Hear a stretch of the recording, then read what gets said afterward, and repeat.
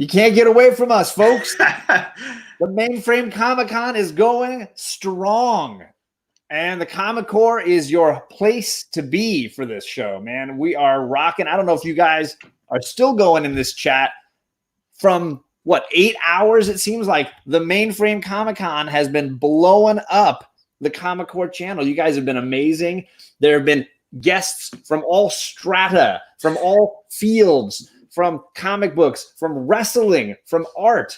It is just movies. George Romero. Yeah, horror films. They did a great horror film chat. If you missed any of the great content, you got to go back and check it out. There's going to be plenty of time before it reboots again tomorrow morning, because tomorrow morning it's going to be starting strong officially. This is just pre-gaming, folks. We're just warming you up. That's what's really happening right now. Tip of the iceberg. Yep, that's right. So Jason and I, we're the late night crew. We're just taking it another layer deeper. Oh yeah, you guys are with us now. You party animals. You know, we're gonna go. We'll see how long this goes. We're gonna play it by ear. We haven't started drinking yet, so on our side, night is young. Yeah, we got coffee going. You know, so I have a cup of water. Dog moms rise up. Yeah, exactly. But as you can see, scrolling across the bottom, we're gonna have a couple of all-time great guests joining us here this evening. John Siuntres from Word Balloon Podcast is backstage. He's getting ready. Greg Rucka, one of the all-time great comic book writers, is going to be joining us in a little while. I got my Wonder Woman and my Lois Lane set. I had to move my piles of comics on my long boxes to get to my Magic Order stuff that is well protected. I'm so excited to talk about Black Magic a little bit. It's so funny awesome. I'm known as a Marvel guy, but like a lot of the DC that I've been giving love to the last year is Greg Rucka. Yes, dude, you've been obsessed about the Lois Lane book forever. Lois, I've been reading this since the jump when Alec put me onto it, and it's been so good. I've gone back recently and been collecting this Rucka Wonder Woman run, which is great. And then in the last 2 months, I've been reading finally Gotham Central. Yeah, dude, it's amazing. I haven't read that in so long, and I'd love to do a reread. That's absolutely necessary. And I'd like to hear the conversation. We'll talk about Gotham Central, I'm sure, later on. It's so iconic, right? Dude, the Lois Lane book, I've always wanted to see. Well, I guess I'll save this for the conversation later. I don't want to. But we're just giving you a preview because in about 15 minutes or so, we're going to get into it for real. But I want to get into this chat because we got people who've been, honestly, all day have been watching. There have been people like this guy right here, Bad News Barrett, all day. He's been dropping links. He's been making jokes. He's been hanging out. So he's been banning people. He's got the blue wrench. He's sick with power. He's sick with power. Yeah. It's like a lightsaber when he's wielding it, man. I tell you. Speaking of lightsabers, they had some great lightsabers hawk going on today as well. They did. Wow. How about that? The man who created the double lightsaber and all those amazing designs. Oh my God. Was so cool. So cool. That is like Alex said, is everyone's dream job as a kid. Like right? Lightsaber designer. You know what I mean? Dude, that's so awesome. Yeah. So we got the comic man Andy dropping his popcorn every time. He's been in here all day.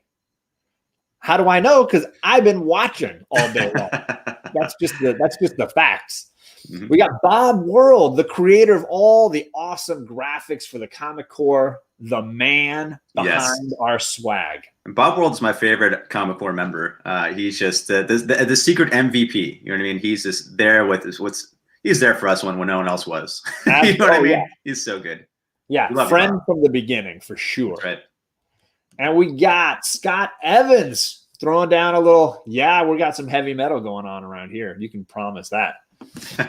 The boy who had 7, the man who with C. Woodard kicked this off today.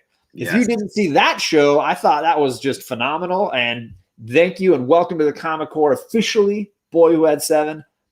You rocked it today, man. I even saw your double lightsaber. He got out his double lightsaber. Yeah, he did, man. I'm jealous of all his toys that he has and slabs. He has one of the best slab collections out there.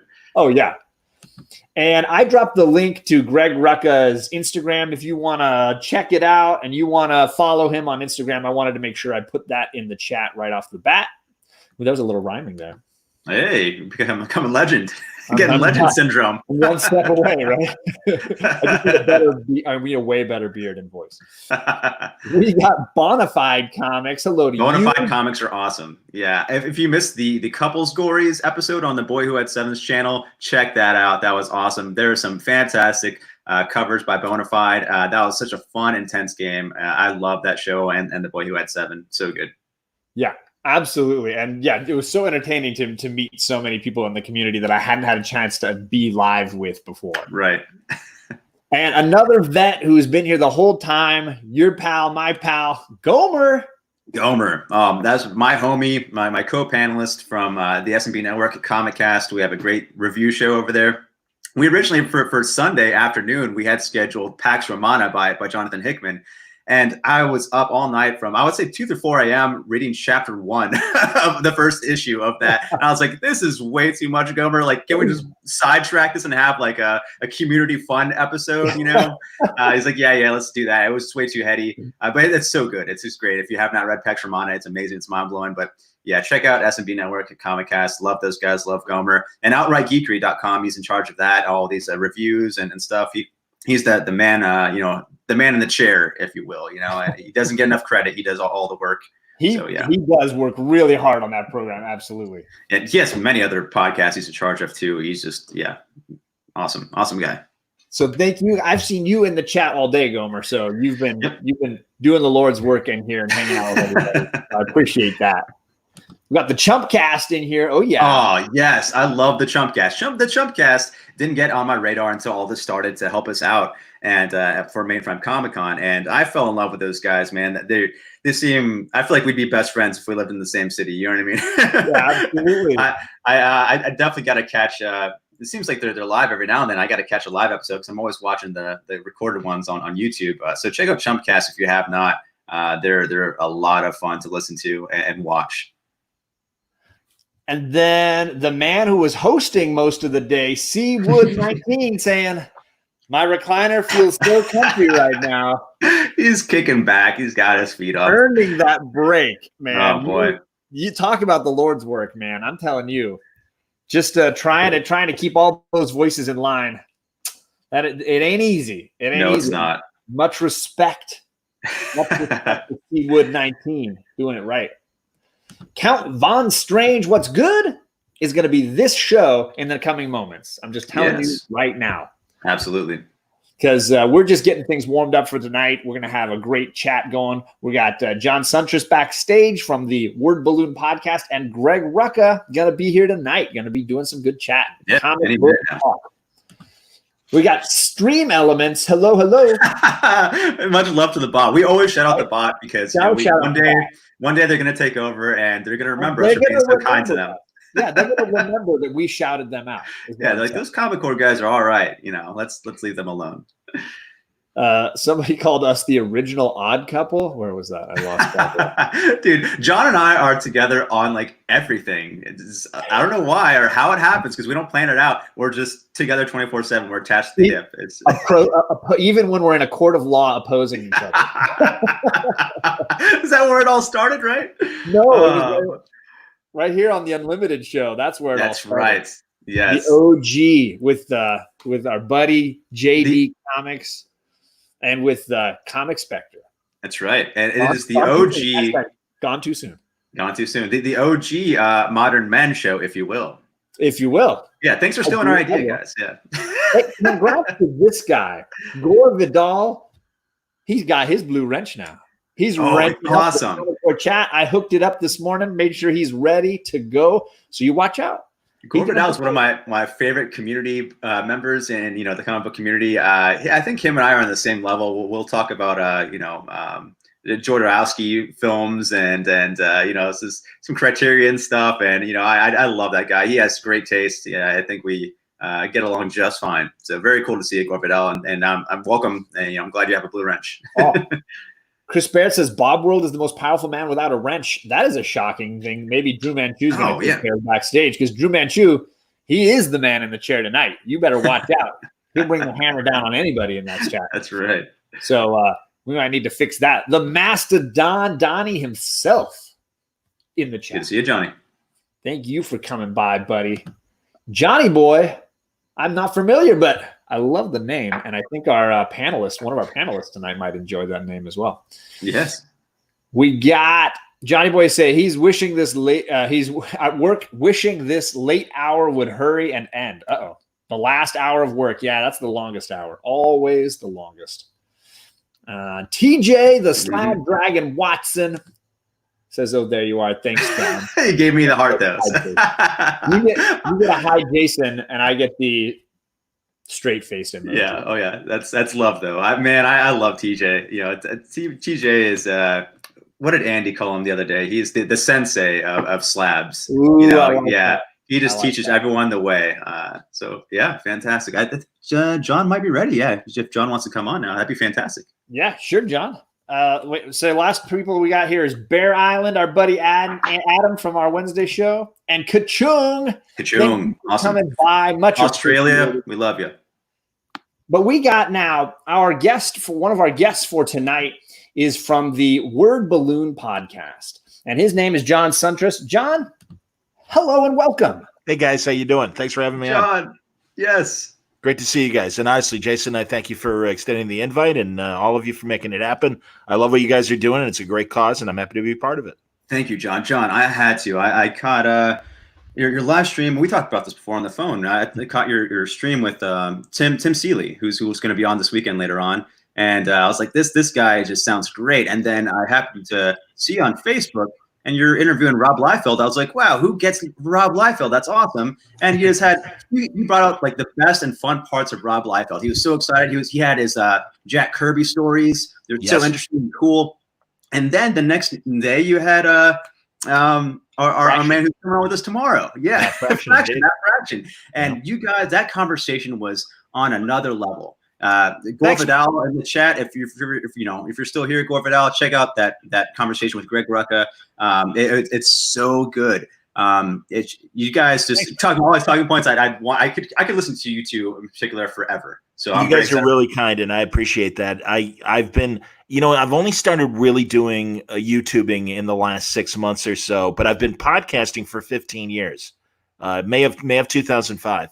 Is when I got started. Yeah. Wow. And, congratulations, though. That's huge. And you were a radio DJ for a while. It's for 2 channels. Oh, yeah. Right? No, 30 years in Chicago radio. That shows you how old I am. I worked at a rock station. I did commercials for the rock station, but I also did sports radio for the Score in Chicago for 10 years.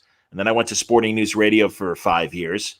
Kept doing commercials, missed being on the air. Started the podcast in 2005, thinking it would lead to a hosting radio job, and instead Word Balloon has become its own thing. And I've done a couple TV projects where I've been a talking head on a show called Prophets of Science Fiction that was on Discovery's networks, and I did a show called The Unexplained. Now they've got the William Shatner one going right now, History Channel, but I wasn't on that one. I was on one with Jimmy Church, a great video blogger and podcaster, and it was an interesting conspiracy show. But History Channel produced it. It's only been on, I feel like David Hasselhoff, it's only been on in Germany and in Canada. So I know that feeling because I've written for a Latvian metal blog before, actually digital magazine, I should say. So yeah, I know how it is to be in the obscure section of media. Yeah, they love me in Dusseldorf. Absolutely. Yeah, yeah, dude, they love me in Latveria. I got to know how the Jeff Johns interview you had yesterday, how that went. I can't wait to hear that. Again, I'm really lucky. I got in 2005. I met all these guys when they were writing, and then Robert Kirkman. Hey, I got an idea for Walking Dead. Yeah, whatever, Robert. Good luck with that. And then he blows up. And the same with Jeff Johns. I mean, Jeff was a hot writer at DC, but then obviously he graduated. He started as an assistant to Richard Donner, and did a couple of Richard Donner movies. 13 Blocks, I think, was one of them that he did. Oh, cool. But and then Conspiracy Theory, I remember he was an assistant on that. Oh, that's awesome. Yeah, and so he built his TV bona fides, and he is show running Stargirl, the new CW show. Yes, I'm looking forward to that. I hear nothing but great things. So we talked, and he sent me the first 5 episodes, and I can honestly say seeing most of the first or half of the first season. It's amazing. Oh, It's wow. really, it's and also sadly for this time when we're all shut in and kind of bummed, it's a happy show. Yeah, you got and that's Luke terrific. Wilson, We need right? Luke we Wilson need in happy there? shows, you know? Yeah. It's agreed. a fun adventure. I mean, there's some dark stuff and there's a little conspiracy going on, and if you love the Justice Society, the DNA is all over it. I mean, obviously Jeff was part of that classic run. Also, James Robinson, who was another one of those co-writers on that JSA run, he's one of the writers on the show. Awesome. And oh man, and I'm telling you, like, it focuses on the present, but the spirit and history of the JSA is very much part of this show. I don't think I'm spoiling too much saying that. No, yeah, And cool. a lot That's of exciting. yeah. That's really exciting. Yeah. To hear. I also I want to wanna- know. Sorry, I wanted go to pause because Greg is here, and I want to Greg. bring Greg in. So, ladies and gentlemen, Greg Rucka. Thank Hi. you for joining us, Greg. Hi, I'm early. That's cool. I thought I had a couple more moments to drink some tea before you. Oh, no, you can I drink got, it I too got now. my tea. It's all right. Oh, yeah, just no, have my away, coffee. drink away. I'm not going to stop. So, ladies and gentlemen, if you don't know Greg Rucka, you're missing out on great writing. You're talking about Gotham Central. You're talking about Lois Lane, Wonder Woman, Black Magic. Black Magic. Black Magic. We got so many great things to talk about. Nobody but mentioned we're gonna- Lazarus. Oh, yeah, Don't Lazarus. kid yourself in the And- pre. Oh, the dude, though, I They're hip see to Lazarus. the Chinatown poster's an immediate win. Yeah. There you go. That's right. Thank you. You bought yourself back in. You're fine. You're in good graces now. And you know, and also of course, creator of Stumptown on ABC, kicking ass, That's and also the co-creator of Batwoman, the comic, but certainly inspiring the CW show. So yeah, Greg's Man an of many important force in the trades, biz, dude. man. So many hats we were wearing, and Yeah. literally and physically. Yeah. Normally, this one. I kind of feel like we should maybe clarify. Because saying I created Batwoman is, like saying Bob Kane created Batman. It's not entirely correct.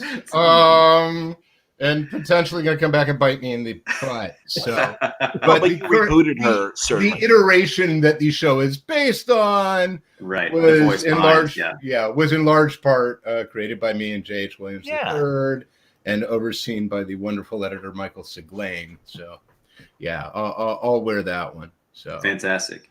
Yeah, I'm I gonna love move all to- your.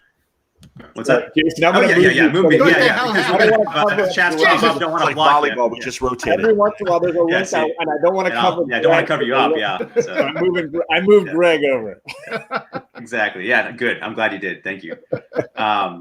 Yeah. Sometimes I'll hide behind it. yeah, I Smart. was like, freak out. I'm freaking out, man. What kind of tea is this? Like, yeah, well, wait a minute. It is Portland. Somebody could have gotten me CBD tea, but that shouldn't do that. And I didn't spike it, so it should just be Earl Grey. We should be fine. I love all these female leads that you have in your comics. I think most people, most writers, I feel like stick to the male side of things, and here you are bringing, these female characters and giving them the proper spotlight. It's fantastic. Thank you. Yep. I wanted to ask about specifically, and I'm a big fan of the Lois Lane run you're doing right now. Thank and you. I've been shouting it out for a while. So you're the person who's reading it. I'm the guy. I'm the It's guy. nice to meet you. It's very nice to meet I'll you tell too. Perks. He'll be delighted that I found you. I've always said there's two things that I've wanted to see for the longest time is Ed Brubaker writing Slam Bradley, which happened in the Catwoman run for a little bit. Yeah. But I really wanted to have a detective run by that, and then also Renee Montoya question book, and That's what I'm she's saying. in Lois Lane. It's so amazing. And what So are we I'm talking finally about? getting my It's dream come true. Yeah. The pairing of Lois and Renee in this run is so amazing, and I love the chemistry that you're creating. Can you talk a little bit about that chemistry? Yeah, I mean, I wanted Lois needed a leg man, and one of the things that we had and John knows a little bit about this because they became ultimately what we referred to as the Metropolis City Council meetings. But we had a meeting, I want to say spring year before that. I can't. Time has lost all meaning It really has recently. in self-isolation. So, Yeah. Hi, John. I'll get to that in a moment. But one of the things that we had discussed, Brian and Matt Fraction, myself, and Mike Cotton at that time, we had talked about initially these three books sort of feeding each other and working together. And one of the things that was really clear to me at the beginning was that a Lois Lane book needed to not be Superman's wife, Lois Lane. It needed to be entirely Lois's book. And in the way that, like, way back in the day when I had done a turn on Wolverine, the idea there had been to say, well, this is what Wolverine is doing when he is not doing all the other stuff you see in all the other books, right? So this is not Wolverine with Cyclops or whoever else. This is just what Wolverine is doing when he's out being Logan. Yeah. And for this, it was like, no, we wanted, Lois's superpower is her reporting, is her tenacity and her courage and her intellect. Those are all very difficult things to show in a comic. Mm-hmm. And there is nothing more boring. Like, one of the very first decisions I came to on the book was that you would actually never read anything Lois had written. Right? Because I didn't want anybody to get to a point where they were, I'm turning the page, and a double page, wonderful Mike Perkins art, and a 3,000 word essay in 8-point font. Right? Which is pretty much punching the reader straight in the throat and saying, go home. We don't want you. Yeah. We don't want you in this book anymore. Right. So that meant that you had to see the results of Lois's work, and you needed to see everything around the work, mm-hmm. and you needed to see her doing the work, and you could see the effects of the work. Yes. But I think the only time you're actually going to hear a direct quote from anything she has written is actually in issue 12. And it's literally when Perry is copy editing her and telling her that brutal does not have 2 O's in it. And Clark calls her on it later and says, "You do it on purpose, don't you? You do it to make sure he's reading."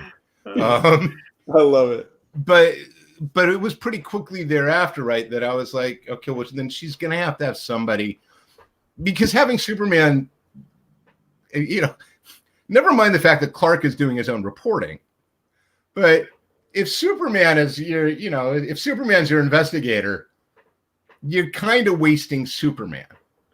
Right. You know what I mean? It's like, well, honey, there's a tsunami, about to hit the east coast of Japan.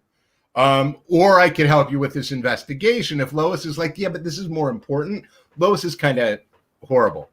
And Lois is not horrible. Lois knows who she married. So there were certain truths that I knew at the start. And one of those truths was that she does not lean on Clark. She does not lean on Superman. Mm-hmm. She, very independent. Yeah. And that's not to say she accepts no help. She can't do everything herself. And it is the DC universe, and it is a comic book. So occasionally she needs somebody who can throw a punch and take a punch. Right. And it's not that Lois cannot throw a punch or take a punch, but I certainly wasn't going to make her suddenly the world's greatest martial artist. Yeah. You know what I mean? It was going to be cheating. She wasn't going to suddenly get a canary cry in issue 2. Right. It's most definitely a day in the life kind of story. And I appreciate your deconstruction of the characters that you write. I think you have a full grasp and understanding of them and how they work, including your Batman. Thank you. Yeah, absolutely. Yeah, I told John, I think before the series launched, because people were like, well, what's it going to be about? What's it going to be about? And I was like, it's about Lois. Mm-hmm. I mean, Lois, there is Chicago, by the way. Yeah, and she remains all the way through, by the by. We end the last issue. This is some spoilers, but issue 12 begins very much. I know a former studio head who's a producer on the Old Guard that I've been talking to a lot, and he refers to it as rhyming, right? But it is a rhyme. Issue 12 begins and rhymes with a lot of things that we do in issue 1. So there were certain things at work there. You know, it was meant to be a character study more than anything else. It's the lowest book we've been waiting for literally at least 20 years. Well, I hope to God so. What's that? I hope so. Well, yeah, well, literally, because I mean, she's the most interesting citizen of the DC universe, and so many times the inclination is to take an interesting citizen and slap a cape on him, and it's like Lois doesn't need a cape. Lois is capable. That, as Greg has explained to me, this is why Clark Kent knows she's the most fascinating woman in the world. That's why she has Superman's attention and his heart. Oh, that's great. Yeah. That was another element that was really important to us, I think, was that I never wanted at any point in the issue. I mean, I said it's literally like if you read my first script for, Lois Lane 1, I say very clearly, this is a kissing book. There will be kissing. They are going to kiss a lot. You engage certain truths, and more than one person has pointed out that Lois has now been married to Clark longer than she wasn't, right, in the history of the DC universe. That's the status quo. You don't like it, you don't have to, but that's what it is. And in the same way that you're going to accept that Superman can fly and bullets bounce off him, and the Batmobile does not get caught in traffic, you are required to embrace that. You may not like it, but the truth of the DC universe is, and Superman's not going to get divorced. He's Superman. I feel like they tried that before, and it wasn't going the way they wanted. And when Bendis came back, I feel like they were going to try that again because they had that little small separation period, and in the Man of Steel book, and I think he was trying to test out the waters because he had the new firefighter lady. He had all his new females. He wasn't testing. He knew from the start, because one of the things we talked about at that initial meeting, the city council, was that he said people are going to think that I'm breaking them up. Oh yeah, that's so great. I love this inside baseball. Thank you. Yeah, but. And I echo it. I'm sure he said it in one of the books as well, but I echo it in either issue 1 or 2, where, the conclusion is we're not pretending that we are a normal married couple, right? I am not going to sit at home, says Lois, and raise our boy and bake him pies.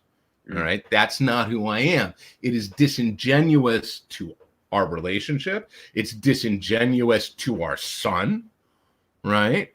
It is denying the people we are. Yep. And by the same token, if you have a Lois Lane who's like, well, Clark, you're always running off to save people. She has a problem with that. She married the wrong guy. Right. Yeah. Right. That's on her. She knew what she was getting. I can't remember if the issue is dropped yet. I think it may be issue 10. There's literally a conversation between Clark and between Lois and Superman. And I differentiate because he's in costume. Okay. And like 4 times in the conversation, in the middle of a sentence, he just goes, takes off, and you see her hair just go. He's back a second later. Yeah. And it's literally a panel of her going. Yep. And then he comes back, and by the 3rd time, she just continues the sentence. Right? There's just. You can hear it. He's fine. Yeah. Well, and it's just like, this is what it is. This is. Yes. This is, some days he's going to run out and he'll be back for 5 minutes. And sometimes he's like, you know what? It just keeps happening every 3 seconds. I'm sorry, babe. This guy was trying to commit suicide. There was an armed robbery. This refinery just blew up. She can't be there being like, sit still. She's got to be like, no, it's cool. But isn't this great, guys? Because this is, forgive me, I didn't mean to step on you, John, but this is what I love about the evolution of comic writing in the last, I'd say 20, 25 years, probably 20 only, where writers like Greg and Brian and Matt Fraction, who make up this Metropolis City Council, they're giving us the conversations that were always subtext, but now they're right there in front. And that's what makes these characters interesting and three-dimensional and more real. And that's what I appreciate about what these people are doing, not just currently on Superman, but go to Greg's run on Wonder Woman, go to his Batman stuff. You learn more about the people. It's the stuff that I find interesting. And I fully recognize, there are many people who have read my stuff and said not enough punching. You know, You can't please everybody. Yeah. Well, or actually, the criticism often is there's not enough action, right? And what they actually are saying is there wasn't enough violence. Yeah, right.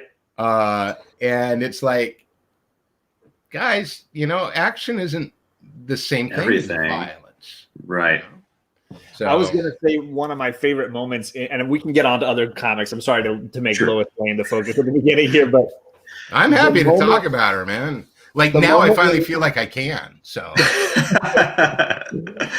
when Lois's life was risked and the police are all at the house, the apartment taking care of her, and Superman arrives and he blasts past them all and gets that moment with her. And for me, this is when it's a Lois comic and not a Superman comic. She says, "No, there's nothing you can do, but there's a bunch of guys out there that would love to talk to you. And they're waiting for you to show up." Yeah.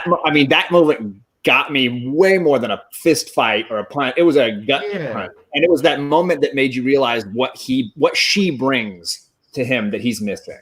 Yeah, I appreciate it. Thank you. Because I like I say, the marriage has to work. From that to me is far more interesting. This idea that when people are happy together, like if they're married, that ends the drama, that ends the relationship. I'm very fond of the issue 3 sequence where she calls him out, you know, after the shooting and is like, you know what you did. And he's like, what? And she's like, don't you even, you know, and he has to own it. And she's like, some things you can't do. It makes the relationship real. It makes and it's not just Superman and then she's kind of down here. She's the one he rescues and whatever. It's like, no, this makes it an equal footing. Yeah. I mean, it would be fun to do Lois Lane's husband Superman book. That would be hilarious. Oh my God. Catherine Immerman, there was an 80-page Superman giant a few years ago. Yeah. And Catherine Immerman wrote this killer 10-page story where Lois had the flu and Clark, not Superman, Clark is running around trying to make her feel better. And it's classic Clark is a klutz. And the whole time Lois is just rolling her eyes like, yeah, all right. No, you and Fraction got to team up for that one. That's too funny. That is too funny. Yeah, I can't keep up with Matt. I've said this before. If you define genius by those people who can look at the exact same thing you're looking at and they see it just like 3 degrees differently, and that shift just opens up whole new worlds. That's Matt, man. I think one of the reasons he and I get along so well, because I'm not Brian, but I understand how Brian does what he does, right?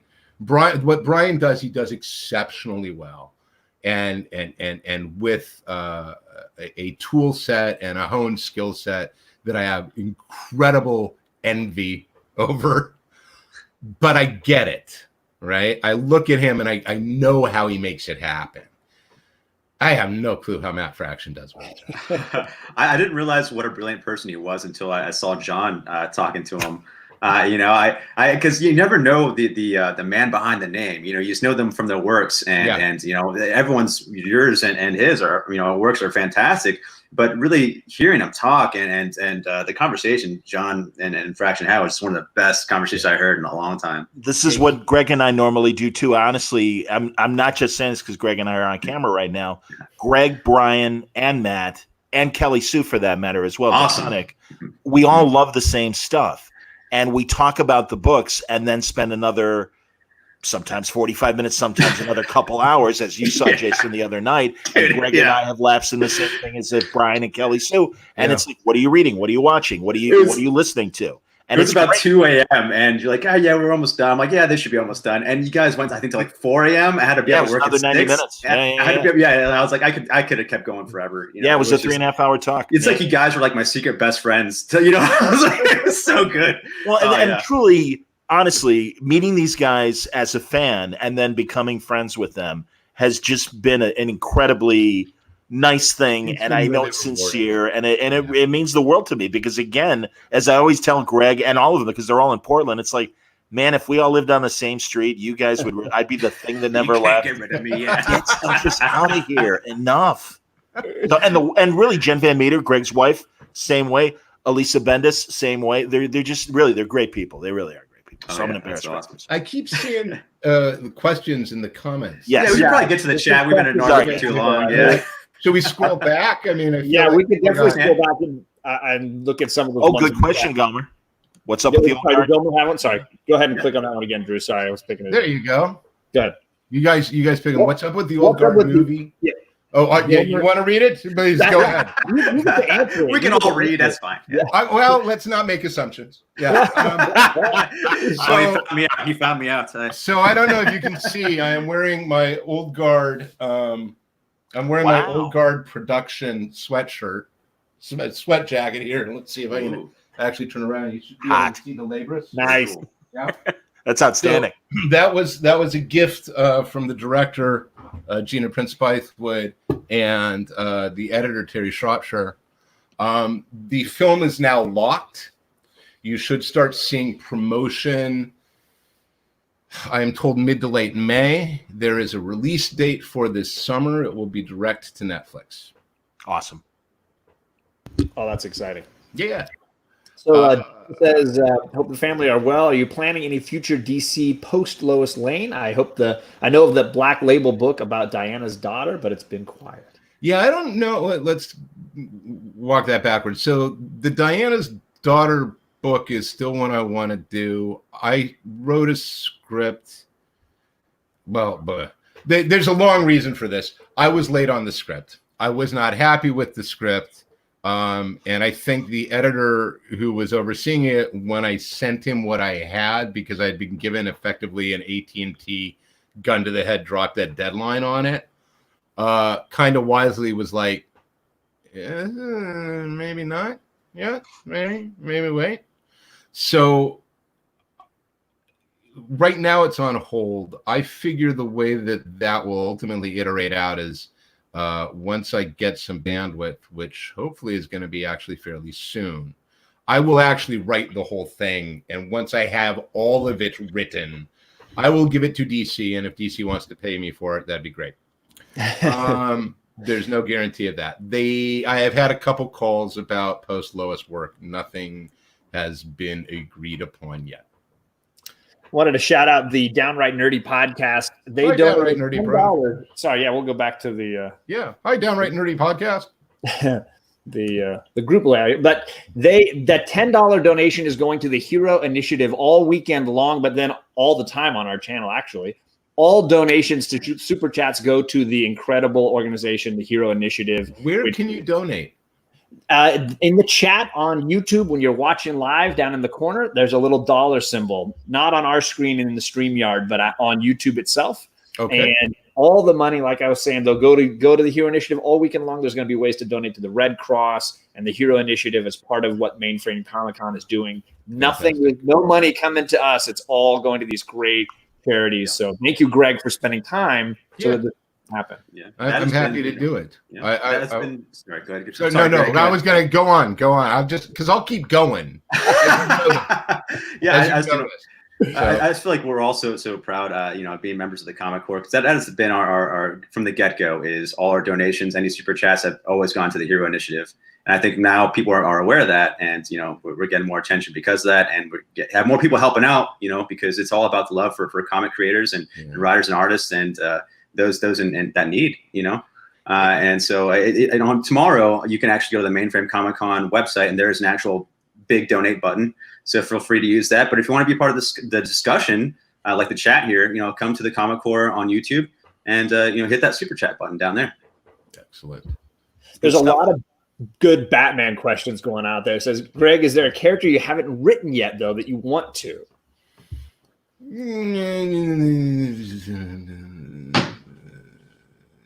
Yeah, one or two, but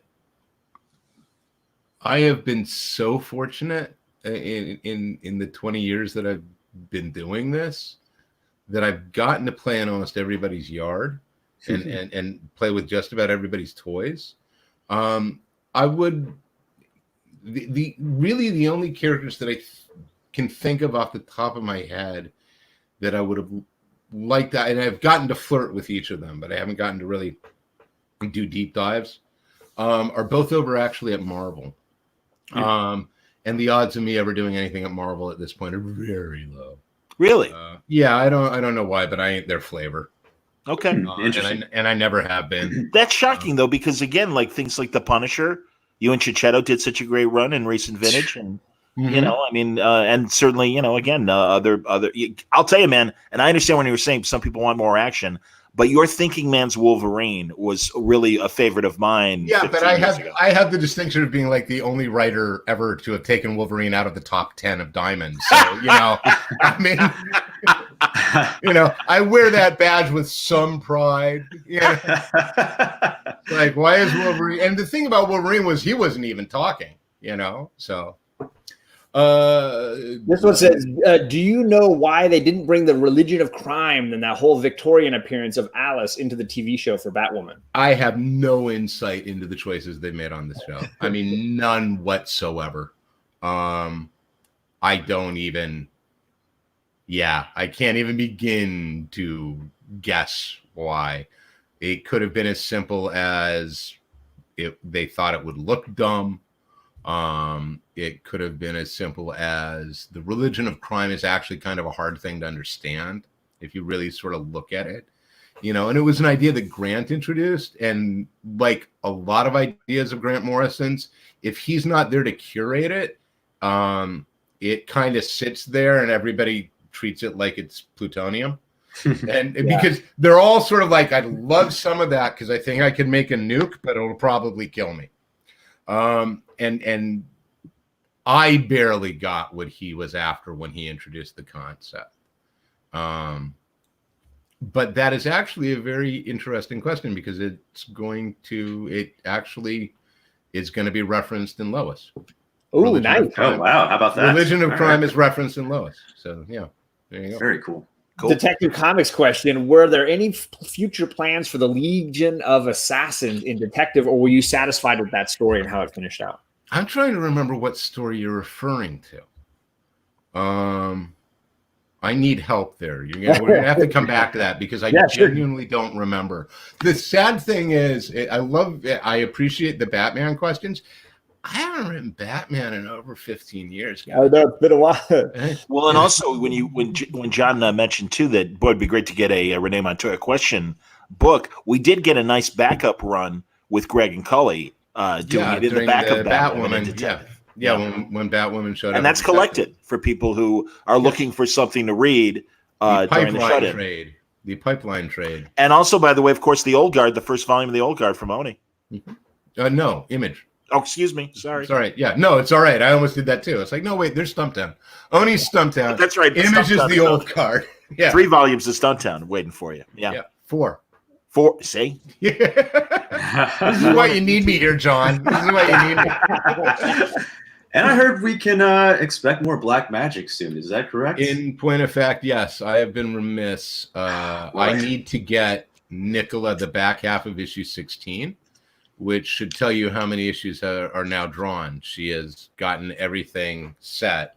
And we have, I think, solicits for 12 already dropped. So excellent. I have all my A covers, man. I've been working on my B covers. You know, I got this prison one is just beautiful. I got the chance to meet her a handful of times. You know, I love Jenny. I chat her up each time I see her, and she's just one of my favorites and a lovely person inside and out. Yeah, she is genuinely wonderful.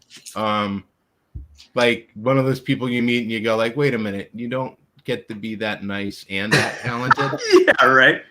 Yeah. Like if you follow her on Instagram, her dog pictures. All right. It's her process pictures that blow. Oh yeah. I don't know how she does eyes the way she does. Interesting. They are the most remarkable things. It's stunning. She is incredible. So yeah, I am. Your work on Black Magic, you know, me in particular, I love just the mysterious, and I'm just drawn towards like the occult and stuff. It's fun for me, you know. I have like original Aleister Crowley, you know, tarot deck, you know, from the 70s. Oh yeah, I got like this book on like African Black magic from like the 60s, you know, like I'm just like super into that stuff. And so it's really fun for me to see you cover that stuff, plus your detective spin on things, because that's my favorite genre is detective stuff too. So it's just more of that, please. That's so I'm so excited for more Black Magic. Yeah, so cool. Thank you. Well, hopefully that'll maintain when the issues start coming out. Oh yeah, I'm sure it will. Yeah. But yeah, the next 5 are going to come out in sequence. Like you will get them monthly, because the goal was always to do like 5-issue arcs and then take the trade break and then come back for the next 5. So this will be like the first half then of the second season. Yeah, that's effectively it. Yeah, cool. That's a really good way to put it. And then the only question about the back half of that is really Nicola's schedule. Which I cannot speak to because I'm not her. Yeah. Thank you to Daymares for another great donation to the Hero. Thank you guys. Deanie, I was gonna get to Deanie Dude's other half of his question. His detective question was League of Assassins. Okay, you are going way back. That's what you're referring to. With Whisper Adair and the Gotham gangs. Yeah. Okay. Wow. Sherman set the Wayback Machine. Yeah, I had actually had a whole lot of other stuff that I had wanted to do there, but one of the things that was going on in the back group at that time was the coming of the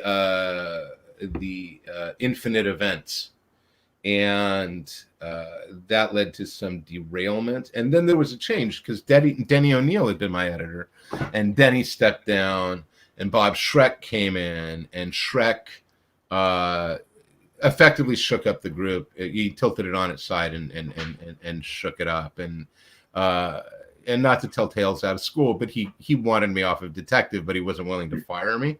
Wow. So things on that book, the back half of that detective run, which I don't know if it's any good because I can't read those issues.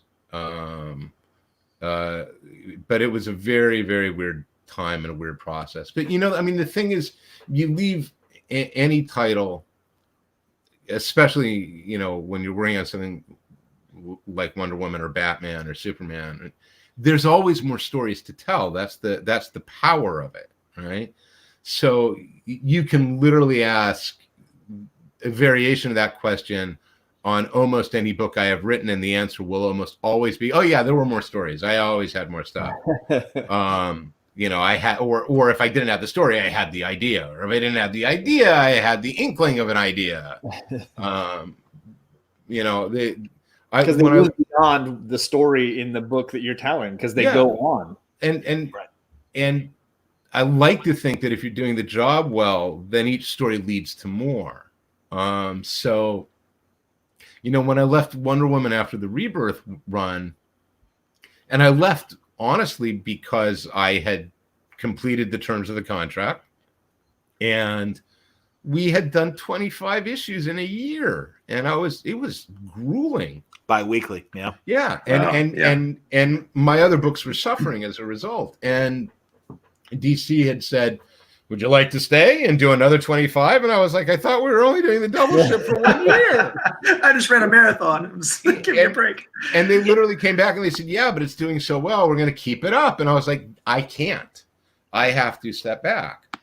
Guys, this is my independent editorial opinion. I think many have left the big two because of the double shift. Because Marvel, while it didn't do the double shift, would do 18 issues a year.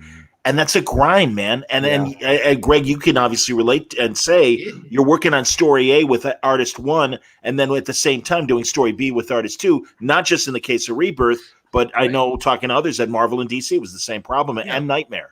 Well, and that was part of the solution to why the Rebirth run was framed the way it was that, I knew for a fact that if Liam was supposed to be, quote unquote, the regular artist, he would fall behind, and then there would be fill-ins. Yep. And it's not a great way to treat a collaborator, because what it does is it says to the artist you're collaborating with, you are a lesser part of the collaboration. Mm-hmm. Your investment in it needs to be by definition less, because some other artist is going to literally be asked to come in and, quote unquote, fill in. Right. Which is telling them that they're contribution is also not the same. Right. Well, and I spoke to is it Klaus Janson in Baltimore Comic Con, and he was talking about when Daredevil went to twice a month when Frank Miller was doing it, and how he ended up having to go from inker to, in some ways, like drawing pages just to help Frank get through 2 a month, and how grueling and difficult that was for the both of them. And I can't even imagine. It's hard to maintain quality at that speed. It is a relentless pace. And isn't it great now too? Sorry, Greg, that the business has changed where you can do stuff for DC and Marvel, and at the same time do your creator-own stuff and get your own ideas out there without the worry of you can't use Villain X because he's in this book and all that nonsense. You know, look, I can kill whoever I want to in Lazarus. Absolutely. And by the way, Lazarus really a book for our times. There's a great Lazarus question when it comes to creator owned here. Gore Vidal is one of our great moderators on our channel, and he's got this great comment about how. And I like the avatar and the name. Right? Absolutely. Gore Vidal would get along with us as well. He has this kind of like the same interest. I love Gore Vidal. He mentioned Lazarus to me a bunch about being this book that brought him back to comics after being away for so long. And he said, what was the thinking behind the brilliant origin story for the dragon? So that was done with a frequent collaborator of mine, Eric Troutman, who is a much underrated writer and who is also a fabulous designer. One of the things, for instance, that he brings to Lazarus specifically is every computer interface, every screen you see, all of that depth of technology is designed by Eric and built by Eric. And to such an extent that there is a sequence in Lazarus Risen 5 that Michael is drawing now that relies on, in the series we have, sort of this ever-present media, always-on television thing called The Post. And he redid the Post interface for one of the characters. So you are in their room and you see it, right? And he propagated it with everything they were reading, everything their correspondence, and then the games they were playing and the leaderboards on them and so on. And you will never see it in the comic. It's not big enough to reproduce. Like literally I am on him to no, you have to blow this up so we can put it up online for people to use as a wallpaper. The detail is incredible. And one of the things that we've talked about, and we were talking about this we were talking about it last week in another sort of online forum. Eric was saying, and I agree with this, he's like, even if you can't read it, if it's there, right? When you're reading a comic book and the computer screen is just, look, it's got a blue glow and there's nothing on it, it kind of pushes you out a little bit. And if you look at these screens and you can't see everything there, but there is stuff there, it adds to the texture and the depth of the world. It makes the world that much more plausible, I think. So with the Zhmei, the deal with the Zhmei, with the dragon, is that unlike the other Lazari in the world, he is a pure propaganda tool. His goal is, and his existence is solely to terrify people. He is not a tactical or strategic weapon. He is a psychological one, and consequently he is. If you don't know the series, he's capable of doing some pretty horrific things. We see the evidence of him doing some really monstrous crimes. So the question then becomes, well, how do you get somebody to do that? And that's how you get that origin story. And one of the thematics of Lazarus, if you really, if you read the whole thing, one of the things that the series is about is actually cycles of abuse. Forever is abused emotionally, and one can argue physically. If you're up in the series to where we are now, you are seeing the same thing happening with 8. We saw it with Joaquin. We see it in the way the families treat each other. The implication is there with Sonia Bittner, even though we haven't spent a lot of time in the Bittner family. So one of the thematics at work is that these are all cycles of abuse and the results of abuse and what happens when you're abused and how you can escape abuse and how you can heal from abuse. Well, the Jamais is a product of extraordinary abuse. That's how you create a monster. You create a monster. You create a monster the same way you make a dog bite you. You hit it over and over and over again. And eventually the dog is going to turn around and say, you know, I no, you don't bite. And then if you're an idiot, you go, dog bit me. Yeah. You know, when you do it with malice and with calculation, I can think of few things that are more evil. To willingly do that to another human being is to willingly try to make them not human, to take away their humanity. So yeah, it's a brutal story. And consequently, one of the things you get in that story, it's a single issue. We did a miniseries called Lazarus X plus 66. And this was the last issue in that miniseries. It was about the Jamais. And one of the things you see is that he is actually, when he is not playing his part, trying to be the most human he can be. He is refined and he is polite, you know, and in many ways very traditionally, generously Russian, except when he's got to be the dragon. And when he's the dragon, he's wearing baby skulls and has, you know, smeared with blood and feces. And you're like, oh, Jesus Christ, get it away. So I'll say one thing, things I like about Lazarus is, sadly, because of the pandemic, you can kind of see where governments would fail and these kind of power brokers would evolve. And of course, we're already thinking that in terms of the way conglomerates have certainly taken over the control of the world. And I don't mean in any conspiratorial way. It's very obvious. It happens every day. No, it's not a conspiracy when you go, what was the relief bill? Right? I mean, that's not a conspiracy, guys. It's not a conspiracy to say they bailed out Boeing. Right. And Ruth's Chris got $20 million for small business loans, which they which they returned recently. Thankfully, they returned that, but still, that's a drop in the bucket. Only because they were exposed. Yeah, exactly. Only because they got called on it. So it's not a conspiracy theory. You can decide. You can decide to ignore it if you want. You can pretend that's not the world. Yep. But pretending it's not the world won't make it go away. You know, you're just being. You're just being, you know, a damn flamingo sticking your head in the sand. Right. If anything, it's being allowed to happen longer or more powerfully, you know. Yeah. And when you ignore sorry to bring everybody down with that. Hey, got hashtag real talk. You know, we need that sometimes. It's my bread and butter, John. Well, I know that. Greg and I spent skull sessions doing this. We don't have to bum these guys out, man. Can you tell us anything about the Lazarus optioned stuff happening? Yes. I cannot tell you the name of the guy who has submitted the latest pilot and is going to be the showrunner.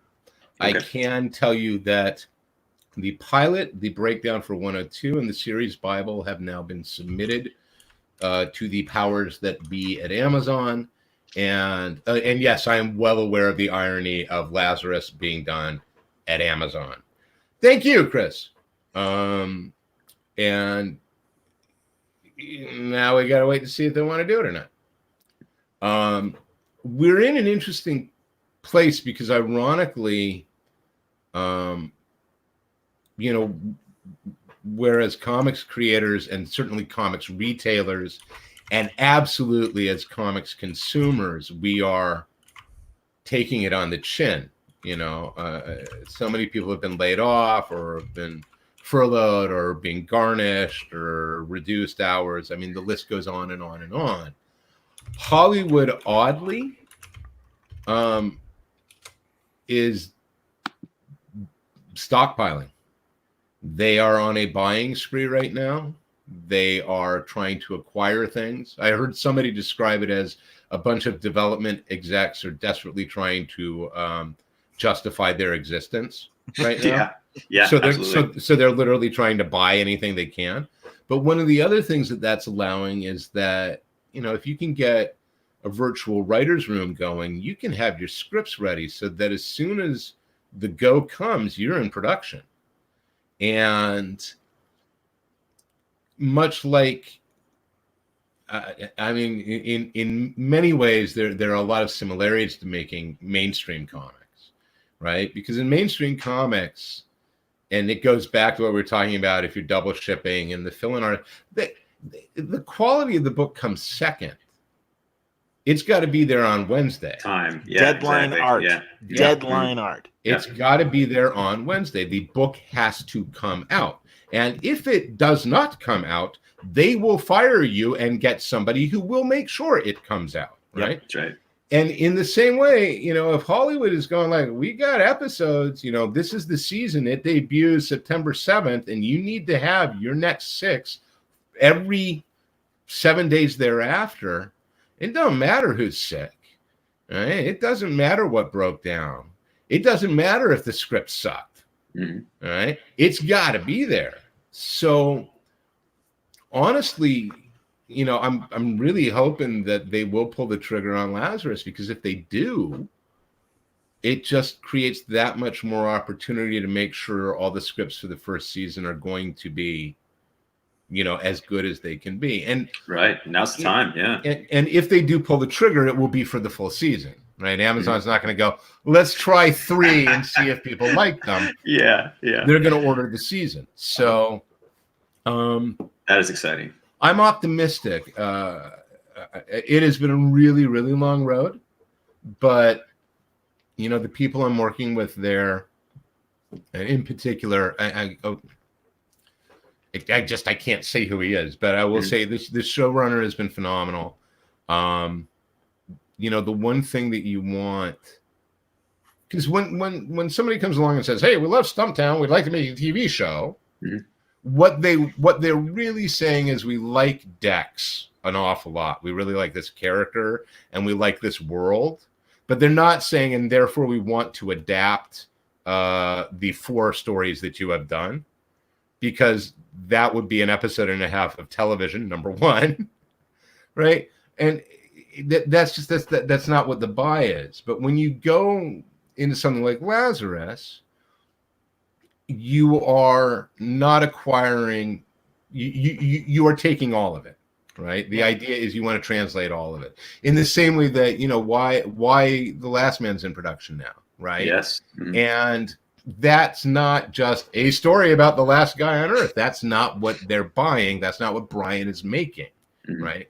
They are adapting, and that's the key word. They're adapting this series for this format. So, and that's what Lazarus is. That's going to be an adaptation. And one of the things that's so exciting about it is that comics, for all of their many strengths, also have one crucial weakness, which is they limit your focus, right? You know, we had a letter recently in the back, I ran it in the back of one of the issues, where somebody was saying, you know, why are we not seeing more stories about the waste?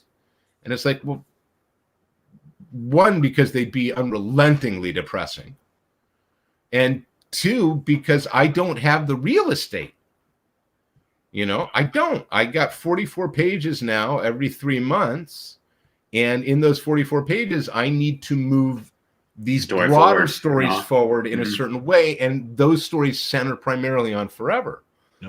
When you get to do television, now I get to talk about why Bethany is the way she is, and the fact that's exciting. Wow, Johanna has been having an affair with the same guy now for 4 years in the series. It's never been on screen. It's never been on panel. Nobody knows this. I've got a Discord server for Lazarus, and this came up like 3 months ago, and I was like, oh yeah, Joe, you know, she's having an affair with this guy. And immediately people were like, oh yeah, who? They were like, and I was like, I'm not telling you. They're like, have we seen him? I'm like, yeah, actually, you have seen him. You've seen who this person is. I just recently found out about your Discord, and I got to get in there. That's awesome. When you do, remember that when you come in, there's don't get stuck in the door. Yeah. You have to register. Yeah, don't And get stuck in that door. We get a whole lot of people who show up and then they're like, this is really boring. Nothing's going on. It's like, read the message. It's like facepalm. Yeah. Read the message. Yeah. Please come in the house. Don't stand outside. Yeah. I saw somebody had asked if there's word about a Stumptown season 2. We are still waiting to hear. But, if you shake Magic 8-Ball, it says signs point DS. Whoa. That's great. My screensaver just came on. Hang on. There we go. Let me move my mouse some more. So yeah, we're optimistic that it will. On the one hand, Greg, when you told me that it was going to be on ABC, I'm like, that's awesome. But at the same time, I'm like, ooh, over-the-air network. Man, look what happened to Constantine. Look what happened to a lot of look what happened to Brian Fuller's Pushing Daisies. Really high concept stuff that is really brilliant. May not, grab it. And again, Stumptown is fun, but again, it's like you can see somebody going, all right, it's a police procedural or a detective procedural with a woman. Yeah, that's great. I've seen it before. Flip. And they don't know. Well, and honestly, I think that was my biggest gripe with season 1 is that it felt like, it's just a detective procedural with a woman. And if you really look at it, apparently not a very talented one. Like, Dex is not a good detective, and it strikes me, and I think if we get a season 2, we're going to be able to course correct some of that. Like it bothers me that the only time we saw Sue Lin behind a desk was in the pilot. Good point. Yeah, and then there are 17 more episodes, and she never. Once again, she was never behind the desk. She was never in her office, and. I was talking to somebody today and I was like, why she knits, right? You know why she's got the knitting needles? It's so she's always got a weapon in hand. Oh, nice. Yeah. I mean, you do not mess with Sue Lin, right? Sue Lin will gut you. And, so I am actually really excited for a second season because some of the things that have been discussed and some of the things that I'm privy to right now make me very excited. And honestly, the cast of the show is one of the best on television. I was going to say, the whole cast, but Colby's great. She really, she gets it. That's the easy way to say it. Yeah, no, she's wonderful. And she's also appallingly nice. Awesome. I mean, it's the Jenny. Disgusting. It's the Jenny Frison problem. It's the exact same thing. It's like, but Troutman actually met her when they were shooting the pilot here in Portland. We went to set, and we got to set. It was my first time going to the Stumptown set. They were like, "Yeah, bring your friend."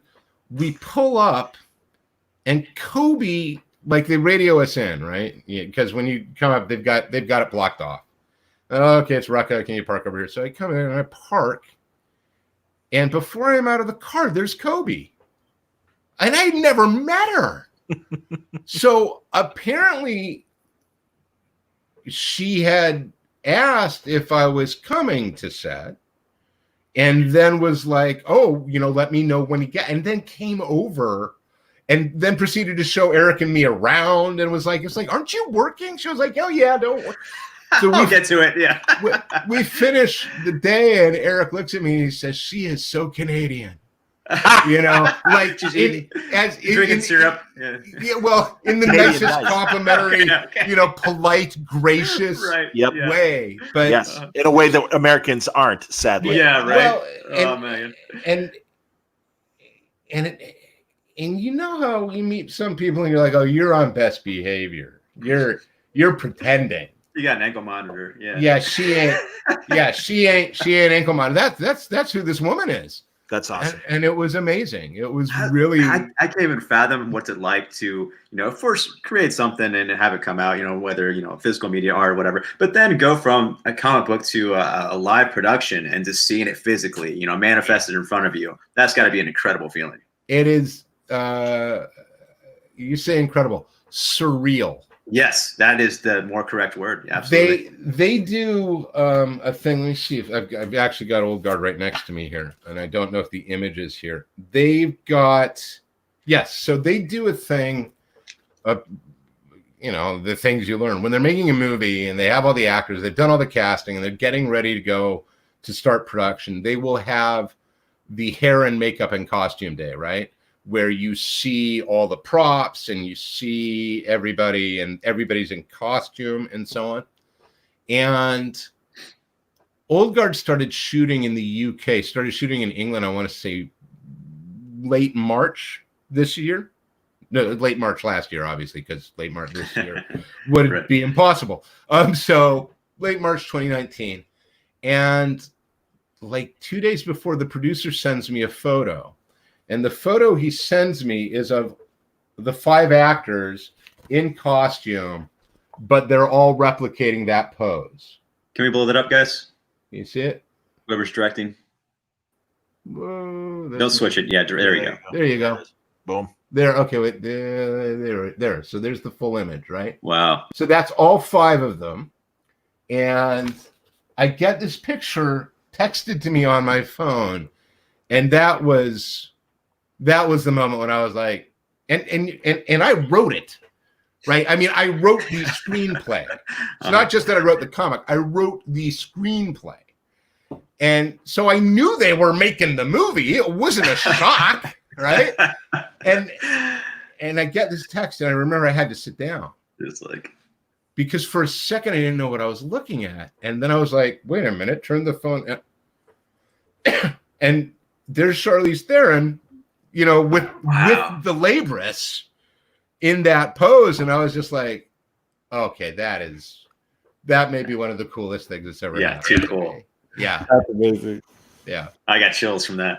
That's too cool. That is too cool. I am so delighted with the movie. Look, it's absolutely for other people to decide if they like it, if they don't. But the casting was perfect. Was perfect. And the chemistry between them is so good that there's at least one scene in the movie where they're just all talking, and you kind of are like, I'd watch this for 2 hours, please. Yes, please. I like this. It's a hoot, and it's such a hoot that the actors, there's an ad lib that made the locked cut. And it is perfectly in character. It's an interaction between 2 characters. And after it's come out, I will happily tell people all about it. But you're gonna hold us waiting. All right, fine. Be like that. That's cool. I thought we were homies, Greg. All right. I didn't say we're not homies. Okay. All right.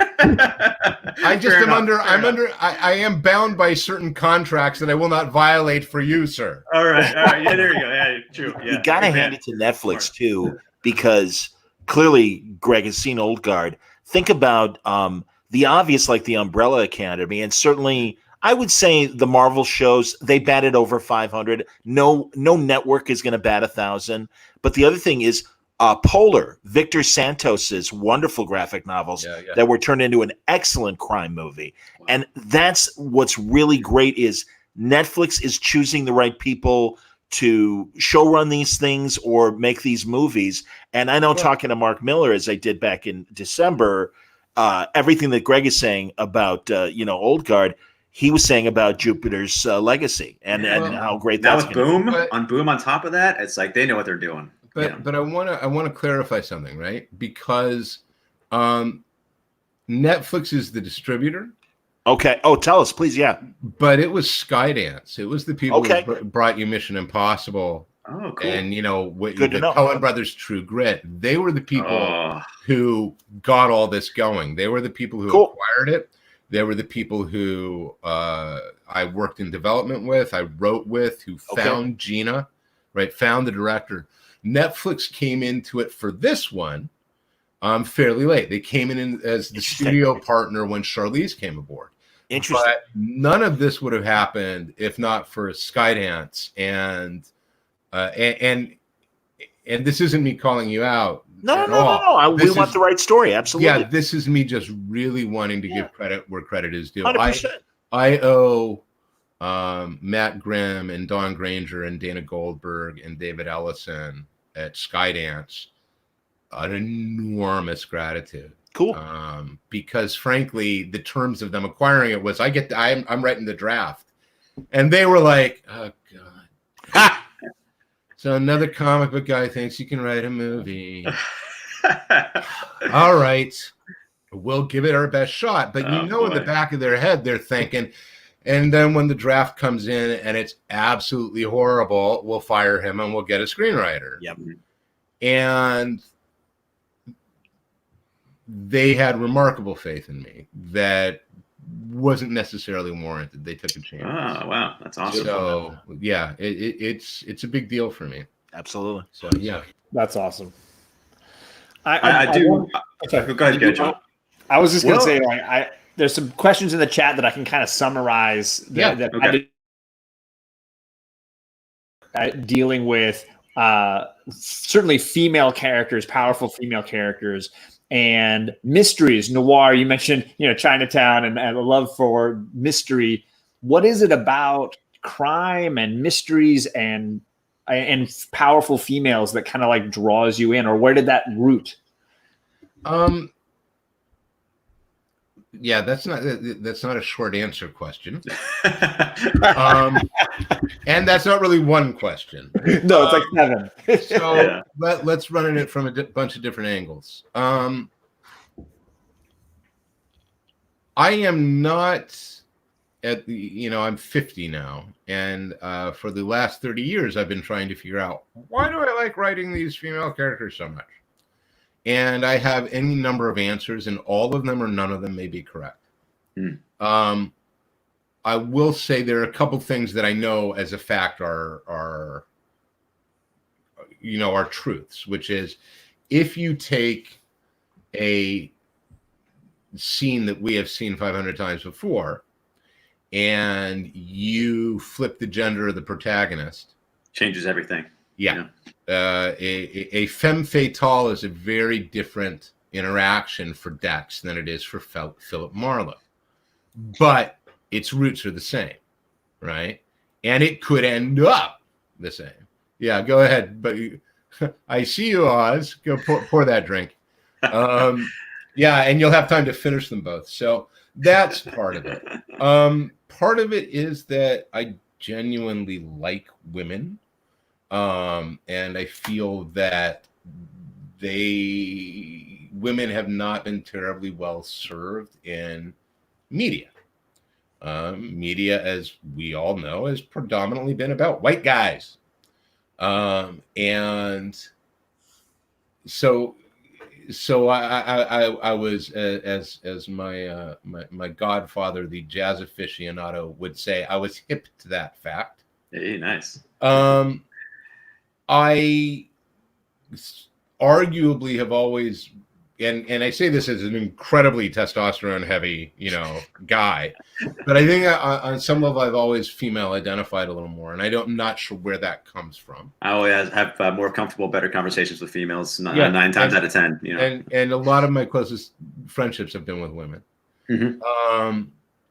So all of those things go into it. It is easy for me to remember, or no, it is easy for me to forget 20 years on that because the first female protagonist I really wrote was Carrie Stetko, who's the protagonist in Whiteout, but she wasn't in Whiteout when I wrote her the first time. When I wrote her the first time, she was in a 1-act play. And then I sort of moved her into a novel that I had been working on. And then from the novel, she made it to Antarctica. And so the result of that was that by the time I got her to Antarctica, I knew her very well.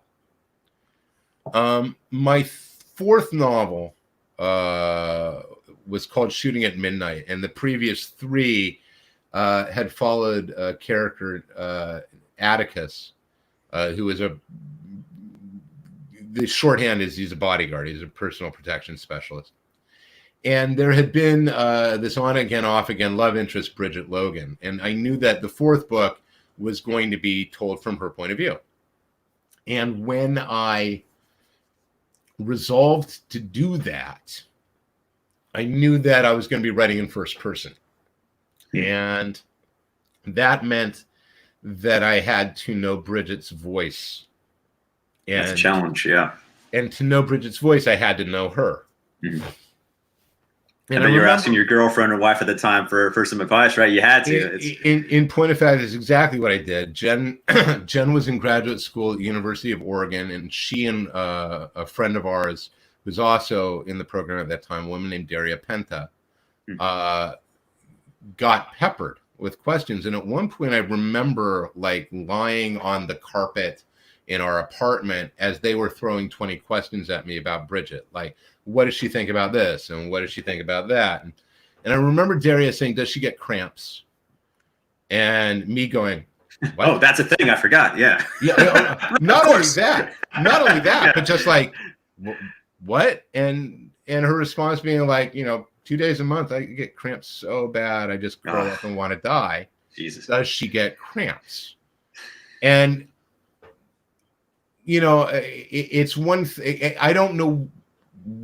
Well, no, I think actually looking back, and I know precisely why, because it's one thing to intellectually understand that, like, the experience for a guy walking down a street at 3 a.m. alone, completely different. It's completely different than a woman walking down the street. Different fears, absolutely. Exactly. And if you don't see that, I don't know what it's going to take to explain it. That there's the way it is. Yeah. That's the problem with the society and how it treats women in a nutshell, right? Guy might get raped, but that threat is not the first thing in their mind. Right. I think the thing about that question was it made me aware of Bridget's body in a way that, for lack of a better phrase, I think I had sort of been trying to quarter some level of modesty, right? This woman who doesn't exist except in my head. Mm-hmm. But that I didn't want to have to get naked in front of me. Well, you were thinking about her mentally or emotionally, but not physically as a being. And not ever having to ask her, how's her period? Yeah. Right. But in all sincerity, and if you read the novel, there is a moment in it, because when I sat down to write it, I used to take masking tape and I would write in Sharpie on masking tape like the thing I needed to remember for the book. And normally it was the phrase, right fucking now, asshole. Right? That was literally, and it would be over the computer. So if I sat down, there would be this thing that literally would be saying, if you are not typing 3,000 words a day, nothing's getting done. Exactly. Yeah. You're a failure. If you're playing a game, you're a screw up. And for that book, I wrote, you have to tell the truth. And there's a moment in the book where Bridget is being searched before having to go in to talk to a bad guy. And she's being searched by a horrible sack of, cell function who has made his feelings and intentions towards Bridget plain earlier in the novel. And in this moment, she can't do anything about it. She has to let this happen. She has to be searched. And then it becomes a question, right, of honesty. Because I remember sitting there and going, well, I don't want to do this to her. But it's real. I don't want this guy putting his fingers where I know he's going to put them. And then it becomes a question of how does Bridget share that with the reader? What's her honest way? Right? The honest thing is this is the thing that happens in the story. The next honest thing is Bridget's reaction to it. And then the question of how she relates that. And I think that whole process, like if I write women with any degree of honesty, it comes out of writing that novel more than anything else, because most of the time when you're reading about when guys write female protagonists, they go, "Oh, it's like a guy but with breasts," and that's unfair. But I always get a little leery when I'm answering this question, because I can say all that and all of that is true, but at the same time, gender is not the sole definition of a character. Mm-hmm. Right? We don't say, the thing that defines, Luke Skywalker is male. Right? That is an element of the character. That is the character's, identified gender. But that isn't everything that makes a character. Now, if we talk about everything that creates a character, we are talking about, and now we're getting, I'm going to be doing like a hero initiative class on this sort of thing. So this is a little preview of what you get if you're one of the 4 people who signed up for that. But I tend to think of it as biological function, right? It is a bunch of cellular processes. It is gender is part of it. Hair color is part of it. Your religious and spiritual background and your education is part of it. Your favorite books are part of it. Your first kiss are part of it. The first time, somebody said something horrible about you behind your back and you found out about it is part of it. All of these things are part of it. And you don't necessarily have to know the answers to all of them before you start.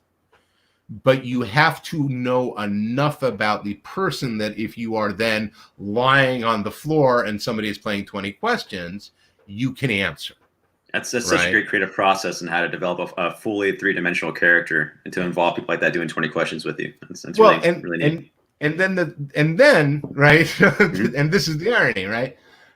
And then 99% of that stuff is never going to make it to the page. Sure. Yeah. Right. But it still gives you a more of an understanding of who it is. So. It influences everything that will end up on the page. Right. Yeah, it makes that honesty work.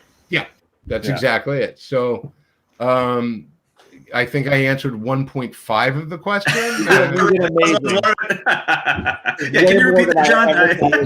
Get why I like talking to this guy every 6 months or so. Oh yeah, it never ends because it's really he's. Deep thinking is what I look for in my guests, and so you've been exposed to that. Yeah, I think too much. Shut up. That's and if I remember correctly, the other part of it was I think I went to crime because I like crime. I like crime stories. Yeah, that was the genre that got me as a kid. I'm on a Discord server with some friends, and recently. One of them was like, "Hey, let's talk about our favorite books. We'll pick a genre every day." And they got over to, the last one was like magical realism. And I was like, I don't even, it's not that I don't know what the genre is, right? But my passion very early on was detective fiction. I remember being 5 or 6 and having my fingerprinting kit. Cool. and going through my house and dusting for prints. I had that and I had a cowboy outfit. So, clearly I was going to be doing some deducifying. You were presaging Longmire. Yeah, I maybe. Cowboy is the one genre that I don't feel I've done well by. So I've got to address that. Western, and we'll wait some great Western. You said Western and crime. Yeah, I immediately thought of the upcoming Brubaker Pulp, and I was like, oh boy, I can't wait for that to come out. And I'd love to see you delve more into some Western stuff. We need more of that. Well, I got something on the burner that I'm hoping will scratch that itch. All right, nice. Yeah. There's several questions in the chat regarding Modesty Blaze. Would you consider writing a Modesty Blaze television series? And then people asking about what Tarantino or they're doing their Gal Gadot casting theories and such. That'd be great. Yeah, Gal actually would be pretty awesome. Gal actually would be kind of amazing. And at another point, we would have to talk further about it. I think there have been some issues I remember talking to somebody or hearing somebody talking about there being great difficulty in actually acquiring the rights to Modesty Blaze. Interesting. Hey, Rob. And I don't remember what the details of it are, but yeah, man, come on, how could you? It's Modesty Blaze. I mean, it's Modesty Blaze. I would, that's literally like coming to me and saying, "Would you like to write Zorro?" Right. Yeah. Well, yes, I would love to write Zorro. Or would you like to write? How do you feel about doing a Bond movie? Yeah. Oh, twist my damn arm. Yeah. Let me ask a related question and ask Greg, because one of my favorite runs that he's had both in comics and in novels is Queen and Country. Yeah. And are you done with that world, Greg, or not? It's funny. It's actually really funny. I don't know if you guys noticed this. It kind of gets away from you. I wrote the last Kodiak novel, came out in 2010. Wow. 2009. And I've got notes for the next one, right? I have one that I wanted to write. And I was like, it's 10 years. It's 10 years. I can do something with that, right? I can actually use that. Where QNC ended up in a place where I could come back to it on the calendar.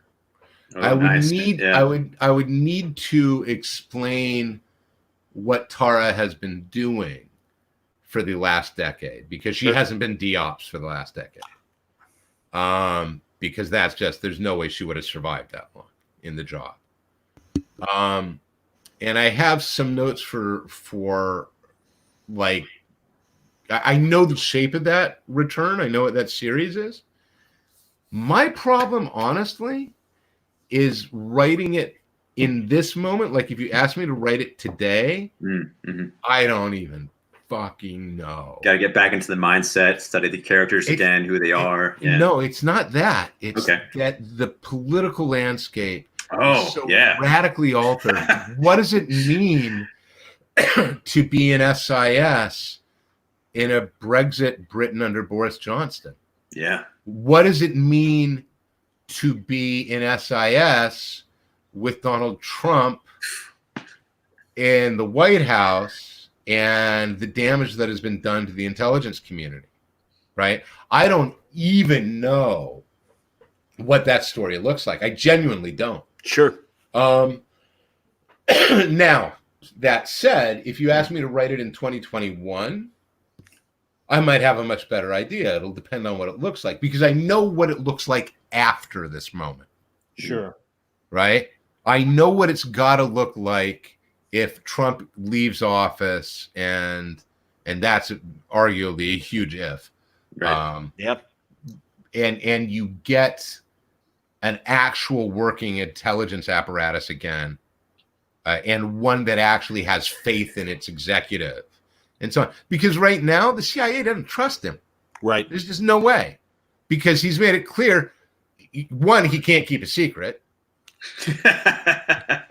Yeah. Two, whether or not he's compromised, fine, but he may be, right? Because he was letting people into the Oval Office that he shouldn't have been. Yeah. Want to look at this? Look at my laptop right now. So, well, I mean, That's a great impression, John. Wow. that was really That was unpleasant. surreal. I had to look over and make sure you wasn't actually. And my blood pressure jumped. Thank you. Yeah. Sorry, buddy. I'm sorry. I was like, oh, Deep breaths. Deep breaths. he's listening.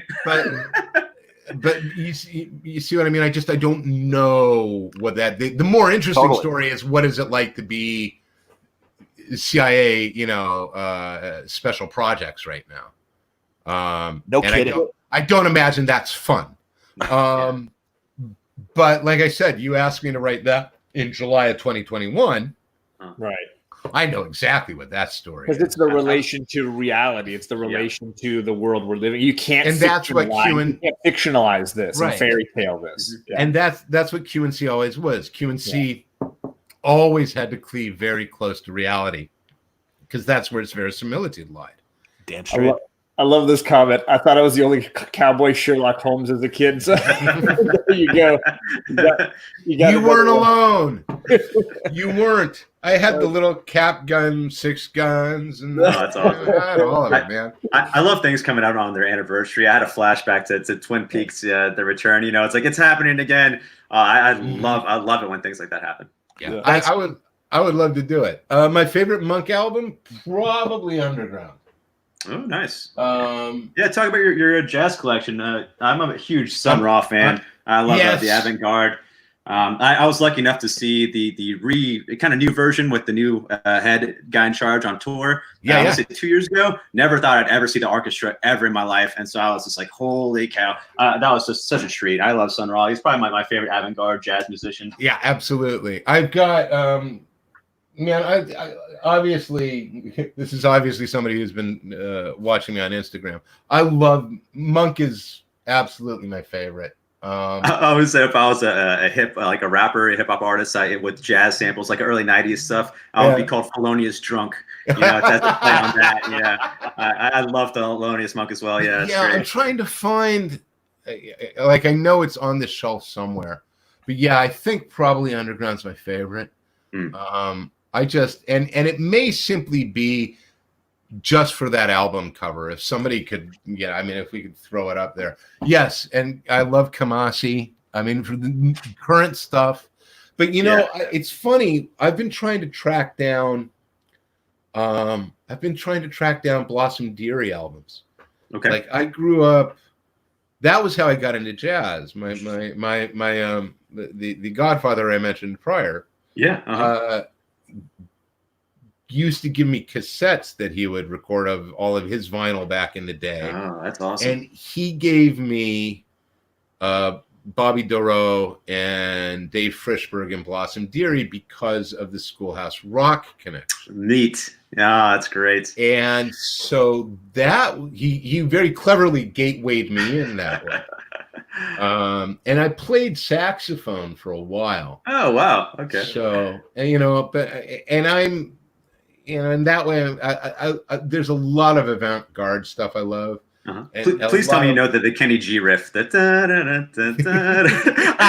wouldn't help I couldn't help myself if I had a saxophone. I'd have to figure that out. I'd have to.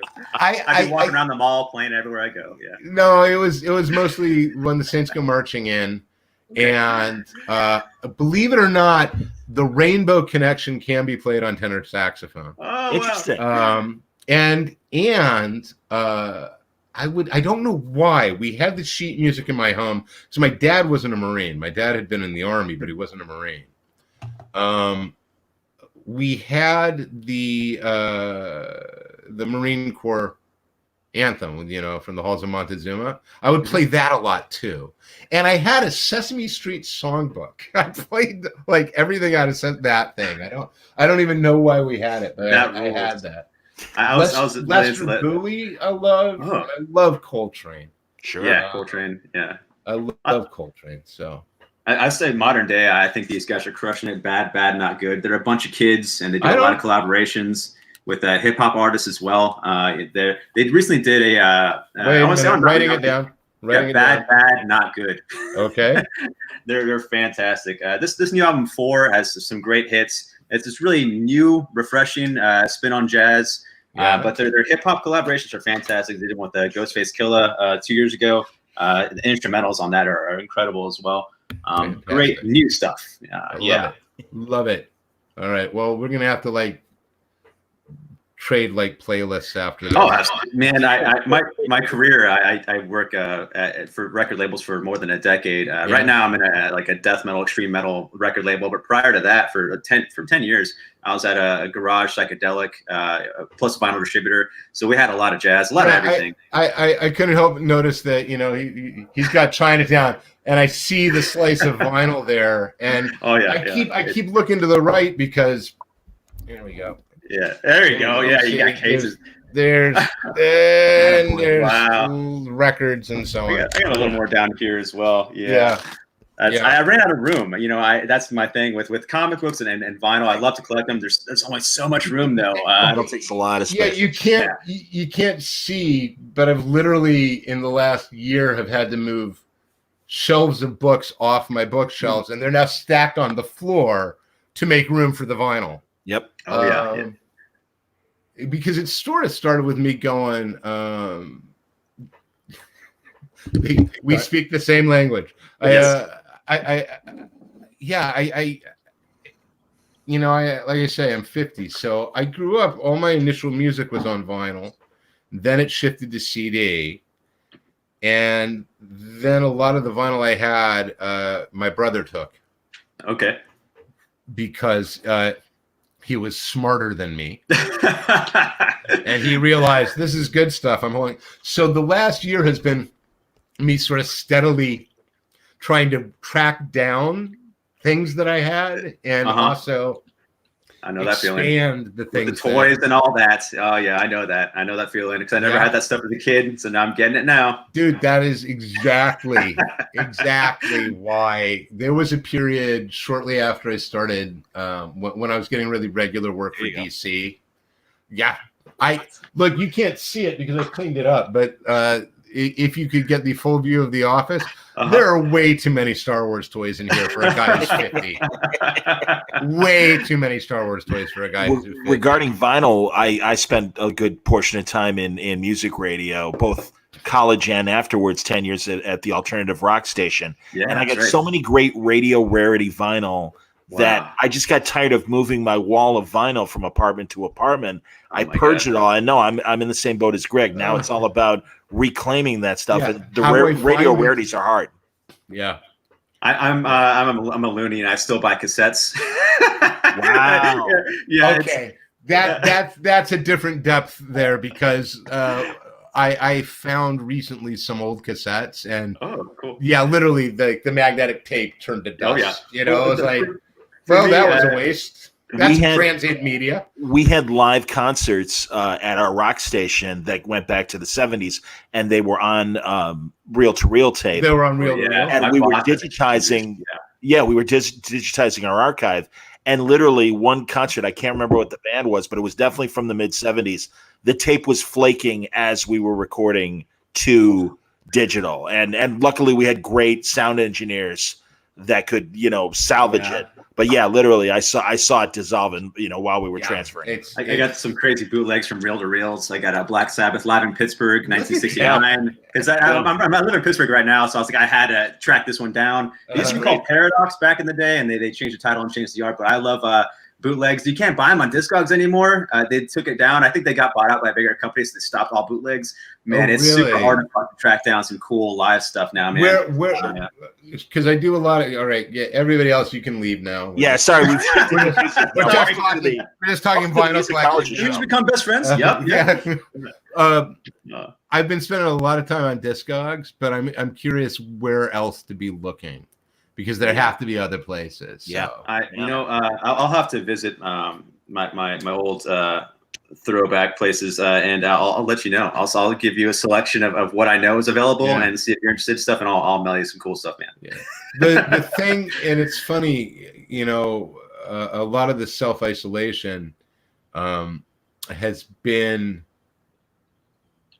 It's not radically different from the way I normally live, right? Because I get up in the morning and I have my coffee and I go down to the office and I work. The writer's life is very quarantine-ish, But but the exercise, on those days that I'm not running, I like to take these long walks, and part of the procedure for the last 6 months has been on those days where I'm walking. I walk to the different record stores, right? Cool, and if I do the circuit, it's a good 5-mile walk. Oh, nice. And I can come back with a couple albums. Clean we got the arms from carrying them. Exactly. Oh no, I got smart after a while. Got the bag? My own tote bag. And when my son's going to college just outside of New York City, so like when I go to New York, that's part of the trip. Is like, and then I'm going to walk down and I'll do Academy there, and then I'll do the other Academy, and then loop around. Yeah, it is. That is something I have actually been missing.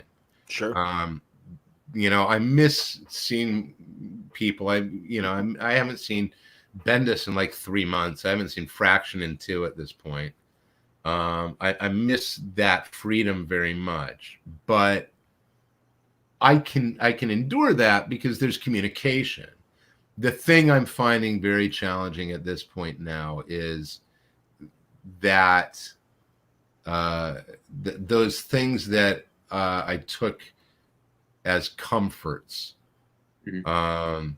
and took as that started as comforts, and that eventually became things I was taking for granted. And now I am very aware of how much I take them for granted. And I go out, I'm still walking. I'll take the dog out. I'll walk a couple miles with the dog, or I'll just walk a couple miles by myself, for the exercise. And I will pass by these places and they're closed. And the ache, wondering if they're going to come back. Yeah. That is actually that's been very poignant for me. Yes. Those are the moments for me where I'm like, yeah, this is not. And like I say, I'm extraordinarily fortunate. I can endure this. I'm Same. lucky. Yeah. Same. And I feel so bad for my friends that are losing their jobs or don't have money, and I'm here working for a record label, working overtime, and so I try to help out my friends when I can, or where I can. It's just very unfortunate to see this happening to so many people. How do I approve that? I agree, Java. Yeah, I was going to say that's one of the things we were really excited about doing this Comic-Con was the fact that we were inviting a lot of LCSs to come on and talk about the pages where they're selling things and hopefully creating some income revenues for the shops. And the thing about your comic book store is a comic book store is a community center. Absolutely. It is a place where you go and you are going to find people who share your passion, who share your community. And everything else may be different. Where they're from, their political views, religious views, all of it may be different. But you're still going to be able to walk in there and everybody's going to go like, yeah, I like this medium. I like this art form. I like these books. I like these stories. I love this character, right? If you love this character, have you read this? And that engagement, that community is, the best comic book stores are these incredibly welcoming places. They're a place where you will belong. It's an exchange of ideas. It's like a salon, like what used to be, literally. And then I know that sounds so highfalutin to say. But it's perfectly like male. We were talking about gender roles, right? This is the male version of a salon. Well, no, but I'm actually talking about old school salon in terms of prior to like media. The Parisian salon or the exchange of ideas, and really people thinking in similar ways, but again, exchanging different viewpoints about the same things. Yeah, and so no, but by all means, put some hair dryers in there and some curlers. I'm saying, why not? Well, but I mean, but that is kind of what they grow into, right? Yes. Right. Yeah. You have comic book stores that they have gaming areas, book clubs, gaming areas. Exactly. They have Magic the Gathering nights or Star Wars miniature nights or book clubs, or I mean, it goes on and on and on. Yeah, they all buy tickets for the first night of a midnight showing. We're all going to go to see the movie. Exactly. We're all going to go to the opening show. No, and that's the best stores. You're right. Yeah, Gabby's Olympic Cards and Comics in Lacey, invariably, for the new Marvel movie or the new Star Wars or whatnot, they take, they buy out the theater. And all the staff and they pay for it, right? It's that's wonderful. That's awesome. And it's that's at our best, that's what we've got. We've got this community that is so welcoming. Yes. And at its worst, we've got a community where you walk in and you get side-eyed and people sneer at you and go like, "Oh, you like that? They suck," or whatnot. Yep. There's plenty of books out there I hate, but that doesn't mean somebody shouldn't love them. Right. Yeah, exactly. Yeah, You it's just know? not for your taste. Yeah. Yeah, it just because it ain't my bag doesn't mean it shouldn't be anybody's bag. Yeah, my bag, baby. Yeah. Yeah, perfectly said. Yeah. It's getting really late. Did we want to? Is there any one last question, John, that maybe you wanted to get to? I know we had a bunch of talking points. I didn't want to. Did we miss I other think you guys questions? covered it. And, as far as me goes, no, I think this was a great discussion, and it's exactly Who's the better discussion that Greg and I always have. So I was going to say, who's the better Teen Titan? That's not for me, clearly. I saw that one. Yeah. That is not for me. we don't do that. We don't do that on Word Balloon. No. Yeah. I really want to thank you, Greg, for coming and doing this and helping us support all these causes. And It's been an incredible pleasure. I'm presuming you'll be doing it again. So. Oh yeah. You know what, John can facilitate. You guys should not have any trouble reaching me. And as I understand it, I'm not really going anywhere for a while. So it has been a genuine pleasure. And really nice to meet you both. Likewise. I know him. Right. Actually, I suppose I got to do it this way because totally. So I know that guy there. Yeah. So, I will definitely get you a list of some cool bootleg stuff Please that I do, know is man. available, and I'll forward that to John, and forward that to you. that would be awesome. Sure. All right. All right. Thank you, and everybody who hung out and asked questions. I very much appreciate it. And if your question was missed, I apologize. So. Well, we'll just have to do it again sometime and make sure that we get those questions answered. We'll have to make it right. Absolutely. And tomorrow, and thank you, Greg. Yeah. So you can sign them out. Should I leave the studio? I'll leave the studio. As you wish. All right. Thank you so much. Thank you, Greg. Thank you for doing it. And I Good wanted dude, to right? I wanted to thank John amazing. as well. Because John, you're the man, dude. John's going to be back tomorrow night for another after hours Comic-Con chat. We're going to be talking with Matt Fraction and John. Yeah. If you like the vibe of this conversation, I think you'll be pleased. Jason can tell you, and there already is a great 3-hour stream on the Word Balloon YouTube channel that you can check out. And as Jason mentioned, I had a great conversation with Liefeld. I'm trying to do a lot of the same things that the Comic Store does in terms of I've played trivia games on my streaming stuff and had deep dive conversations about not only comics, but we got even into a big Columbo discussion with Tom King, the Batman writer, and of course Strange Adventures right now. And my buddy Mike Cronenberg, who writes for Noir City, a great film noir magazine. Yeah, I mean, again, guys, and forgive me, but I mean, this is Word Balloon is all about a deep dive conversation. And absolutely, I love comics and I love talking about whatever the current book is that the creator is working on. But it's great to know the person. And I know you guys obviously got really jazzed to really understand Greg even more. And that's, again, just like when the way Greg writes Lois Lane and writes characters and some of these other creators, we've seen all the punches. I'm not interested in, who's going to win between the Hulk and the Thing. That's okay. It's been going on for 40 years. Well, God, now 60 years. And that's fine. But no, for me, it's really, again, really understanding what creative things make these guys tick. And then we connect on that level. And then, of course, the other great byproduct is a lot of the people that have been watching will see Greg at a convention when conventions come back and can say, I love jazz too. I really love Modesty Blaze too. And that's great, man. And then you got something else to talk about while he's signing your books, Totally. And we have Chad backstage. I don't know if he passed out or not. He wanted to come in and say a quick thank you, but if he's here, we'll see if his camera. I think he went to bed, but no, he did. Because he's like, I believe Chad went to bed. I'm Drew. I believe Chad went to bed, but there's a note in the private chat now. But yes, there you are, buddy.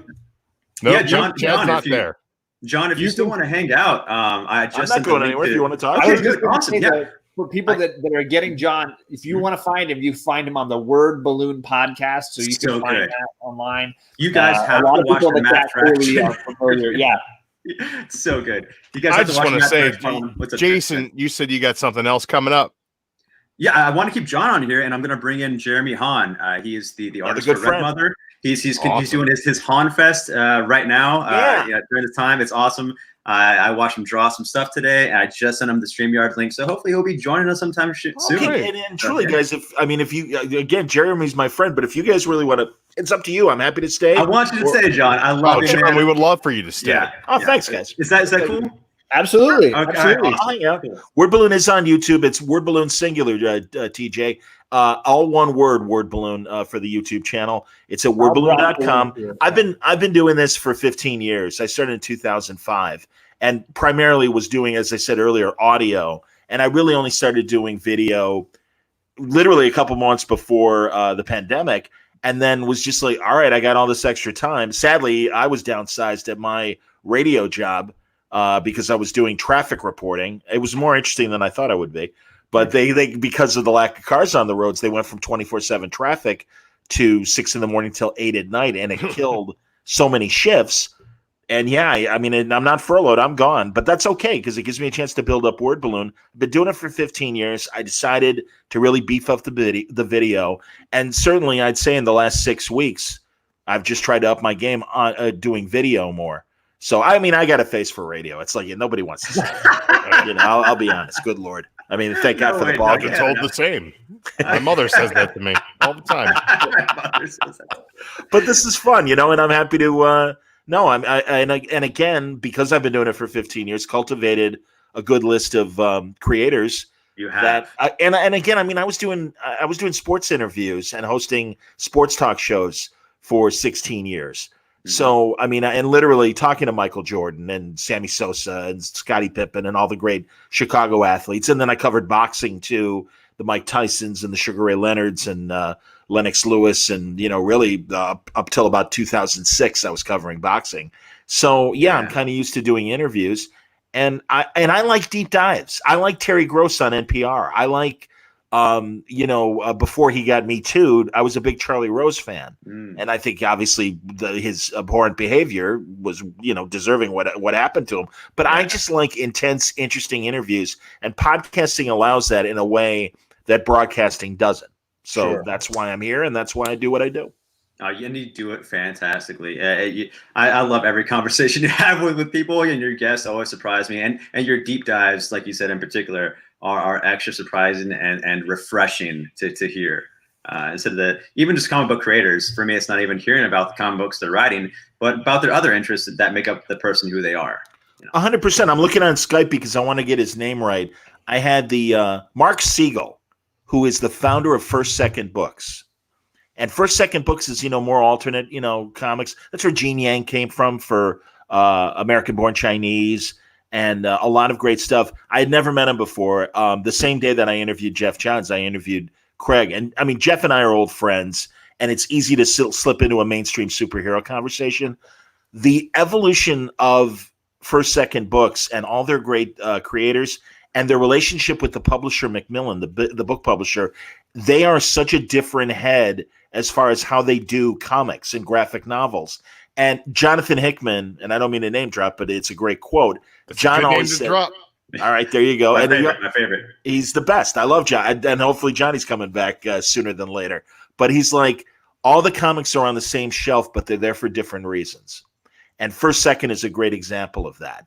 And, really, I love meeting people like that on my show. And really, like Craig and I hit it off immediately. And it was so great. And I know that this will be a recurring guest coming up. And it's great because that's the wonderful thing about comics. It isn't just the superhero stuff.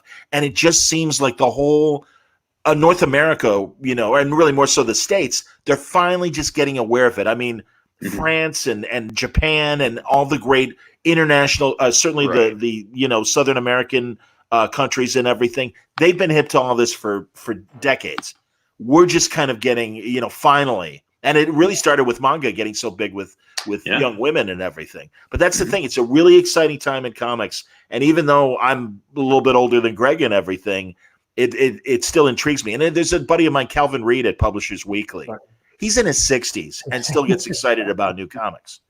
And that was so great to see, There was a comment about you interviewing Howard Chaykin recently and somebody hearing about it and hearing about Word Balloon through that interview. So. Oh, that's great. Oh, that's wonderful, man. Well, and again, that's truly, guys, I appreciate you guys having me on, because maybe some people that haven't had a chance to check out Word Balloon, and and honestly, I knew that was a thrill for you guys to talk to Greg, and that's great, man. Get your questions in, because this is the kind of conversation you're going to have with Greg. And the brilliant thing is, you got a good talker like that, you get out of his way and you let him go, and that's the same thing with Howard.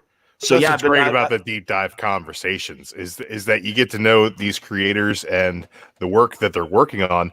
But in addition, you said it before that the comics are so much more than just the superhero stuff. Mm-hmm. And when you get into the personal lives and the personal motivations of these creators, you get to find these really great stories on the peripheral.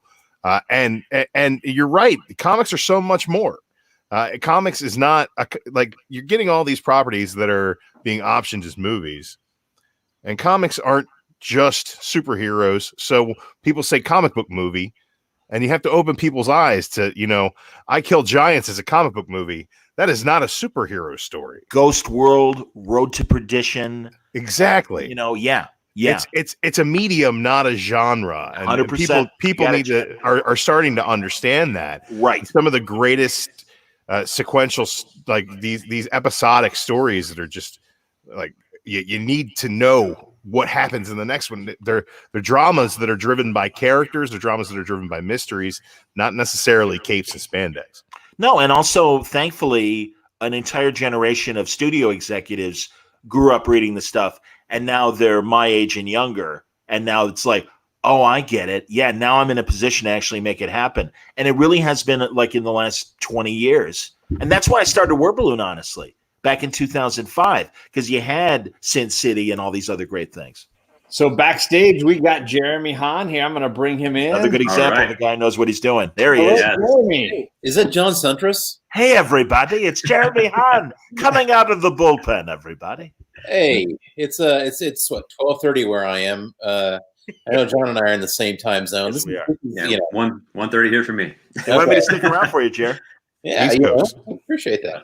I'm thrilled that you're doing the online con, and I'm sure they'll talk about it more with you. But I think that's awesome. And then, you were on my list to do a live stream with as well, and not only here, but obviously on the Word Balloon channel. So, well, I love that we're all getting to do this, and hey, if we can't do conventions right now, this is the next best thing, right? Yep. Yes, that's right. I think even when we do have conventions, there's still so many people that can't make it out to them. We got to do this again next year. It's so good. And it's just such a great sense of community, and we find out who people are. It's so good. When I saw you today, Haun Con is such a great thing. I just had to try to bring you in as best as I could, because you just have the biggest heart, and the right motivations, and you had the right mind frame to do the same thing. And I was really looking forward to talking with you tonight, man. Thank you for coming. Oh, thanks for having me on. I really appreciate it. And actually it fit perfectly with what I'm doing, and I was like, I'm just going to fit everything I can into the next couple of days. That is great awesome. lineup of guests right now, Jerry. You may want to tell people about who you got talking to at Haun Con. Yeah. So today we're doing a 2-day thing, Haun Con 2, The Wrath of Haun, which is really clever, right? But what we wanted to do was just have a good time. I wanted to talk to some of my friends in the industry and just do what we could do. Today, I spoke with James Tynion and Andy Parks. And tomorrow at 2 o'clock, I'm going to be speaking with Scotty Young. At 5 o'clock, I'm going to be speaking with Andrew McLean. And then at 6 o'clock, I'm going to be having a cocktail hour with Mitch Gerrits. So, God, the freshly shaven Mitch Gerrits. What's going on there? I know, man. Your beard buddy has left you, and now he looks like Carl Urban. It's scary. Make sure those masks fit right. Yeah, absolutely. Yeah, but no, it's a good time, and I think one of the things about this that we're really finding is that we are all so charged up by going to conventions. We step out, we talk to friends, we have a good time, we have drinks together, and now we're doing this, and we're just sitting at home alone, in our studios without that thing, that connection. And this falls at a perfect time, and doing this feels good, man. Agreed. Absolutely. And also, Jared and I were at the. I keep calling C2E2 the last con standing. Yeah. Because everything dried up right after that weekend. I was driving to. I'm teaching audio production at Columbia College here in Chicago, and I was driving down Lakeshore Drive listening to my news station, and they're like, McCormick Place has canceled the following events, and I'm like, oh yeah, you're happy to kill off the nerds because there was still some panic. Honestly, we were all wearing gloves, we weren't shaking hands, we were all kind of waving at each other and stuff, and it's.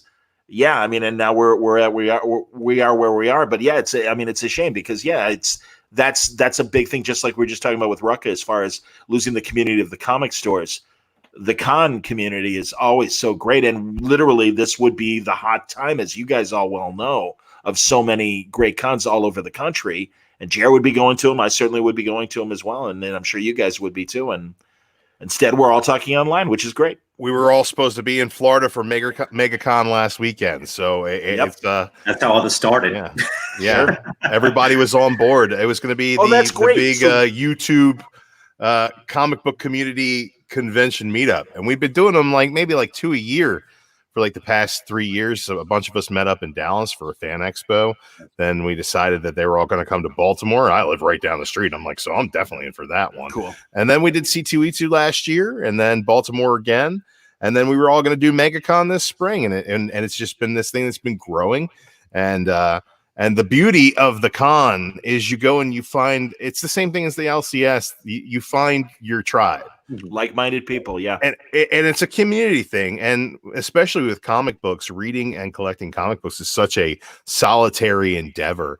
I know that when I get together with my IRL friends, and they're like, "Oh, Superman this," and I'm like, "Well, actually," and I'm that guy, and everybody turns to me and they're like, "Oh, I don't know what the hell happened in that issue. I saw a couple movies, some cartoons. Get off your high horse. It doesn't matter." But I like to be with people who know why those things matter to me, because there are things about their headcanon that matters to them, and there's things about continuity and character and all these different fan endeavors. Everybody loves their own thing, and conventions are a great way to find your tribe. And it's sad that we're kind of losing that. That's what this Mainframe thing we're trying to do here is all about. It's more about the tribe and keeping everybody together. We're very happy to have you on, Jeremy. I do wonder, forgive me real fast, Jeremy, if anyone's had that experience of in real life friends who don't normally get into comics, but have started to get into the TV shows. And that's been the fun thing with the CW shows. Yeah, I'm that guy in the text chain. Well, yeah, and it's like, all right, explain Reverse Flash to me, Professional Zoom. Yeah. I don't get that, and it's hilarious, and that's been a real pleasure the last 5 or 6 years. So, well, with my boys, as much as they've grown up around comics and around me making comics, doing these things, they pick up on some things, and some things they just aren't that interested in. But then they both, over the past few years, separately, I've got a 15-year-old and a 10-year-old, and they've started watching Arrow and all the CW shows at different times. And we start having these conversations about it. And I'm like, oh, this is from a wealth of comic book backstories, and so I'm having that. And it's always interesting when you run into those people, whether it's your own kids or whatever, where, they start speaking your language rather unexpectedly, and then you're like, oh yeah, that comes from this thing over here. That's great. Absolutely. Can you tell us about your Patreon? It's such a great idea, and I love seeing creators kind of create their own little closer worlds with their fans and people who can get that make that contact. It's such a great thing. I encourage all writers and creators to make their own Patreon all the time. Especially with their own independent properties, their IPs. Make your own merchandise, make your own T-shirts and stuff, and because your fans, your community want to buy that stuff, they're looking for it, and you're not going to get that stuff from your publisher. You got to do it yourself, and so I always encourage anyone make your own Patreon. I originally, about a year ago, in fact, after C2E2 last year, I had been thinking about I wanted to do a Patreon, I wanted to do something, and then I had this idea for this project called Comics and Cocktails. I'm a big cocktails guy. I love making them. I love mixology. I love whiskey. I work at a bar as well on the weekends. You know, That's true. Bartender right here. Yeah. There we go. Yeah, both of us. Yeah. And what I wanted to do was take and do this project where I was, I'm not going to be able to teach you, a bartender, much, anything at all. But I can teach a layman. But I could teach. You'd be surprised how many bartenders you could teach. Well, your concept though for the cocktails and comics was brilliant. I thought, if you want to, I'm sure you're going to go more into that. I'm jumping on there. Yeah. Sorry. Basically, the idea was I wanted to do like a comic book style, a comic book recipe, where you're seeing like a hands down view of me making the drink, but I'm drawing all these panels. So it says, it shows me with a shaker. We start with a shaker. You put in 2 ounces of Lefroy 10. You put in an ounce of simple syrup. You put in an ounce of lime juice. Add ice, shake well, strain, and so each of those steps is kind of broken down. And I talked about why I liked these drinks and where I had them and how it affected me. The sense memory of these things. And so I started building those. And after about a year, right at C2E2, I had done, I think around 12 or 13 of these recipes. And my schedule was getting crazier and crazier. And I wasn't able to quite really do the bi-weekly plan like I wanted to, this is a demanding industry. You make promises that, you're like, I'm going to draw this book. I'm going to write time. Yeah. And it just stacks up. But I still wanted to make sure that I was giving content to my Patreon audience. And then this happened on top of me feeling like I kind of needed to do something a little bit different. And I realized that I needed to add more comics to Comics and Cocktails. Like I had this whole career, this whole audience that followed me with various projects. And then I had this niche thing, this comic book, recipe book, cartoon kind of thing I was doing. And I was like, I kind of want to mix those together a little bit more. So I went in and I kept the framework of the recipes, but then I went in and said, hey, I want to do time-lapse videos. I want to show people a bit more of my process and kind of give all these little things in there. And then I even wanted to be, I love short stories. I love short anthology kind of stories. And time again, anytime that we start to do something like this or suggest it to a publisher, they're always like, no, short stories don't sell. They don't work very well. We don't really do that. And so, and it always annoys me because I love anthology movies, anthology shows. I love, I love weird collections of stuff. And I've been wanting to do that. And I was like, okay, there's no way for anybody to get new content from me right now. What if I do every couple of weeks a 3 to 5 to 7 page short story, and you get it exclusively through my Patreon? So it's all this other stuff. You're getting, looks at my black and white art. You're seeing commissions. You're seeing those videos, but then you're also getting real new comics content. And I don't know. It's been fantastic. Yeah, that's truly exclusive stuff. And right now you're running a deal. I'm going to join immediately. Tonight I meant to do it earlier. Had a lot going on, but I'm definitely going to join your Patreon. If you want to tell anybody about the deal that you have going on right now. Yeah. So what I did, it's kind of silly, but I went ahead and made badges for HaunCon 2. There are these VIP badges. I almost basically would slide right in there.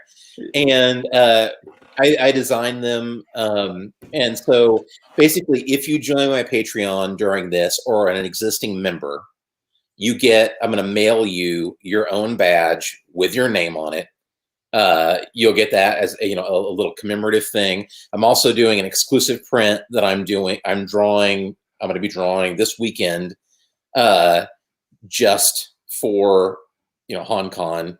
And then I'm going to be sending you those physical copies of those. Plus, you get an extra 20% off at my store, on my online store. So say that, you want to get some trades or back issues or anything like that, you can go there and you can get an extra bonus discount.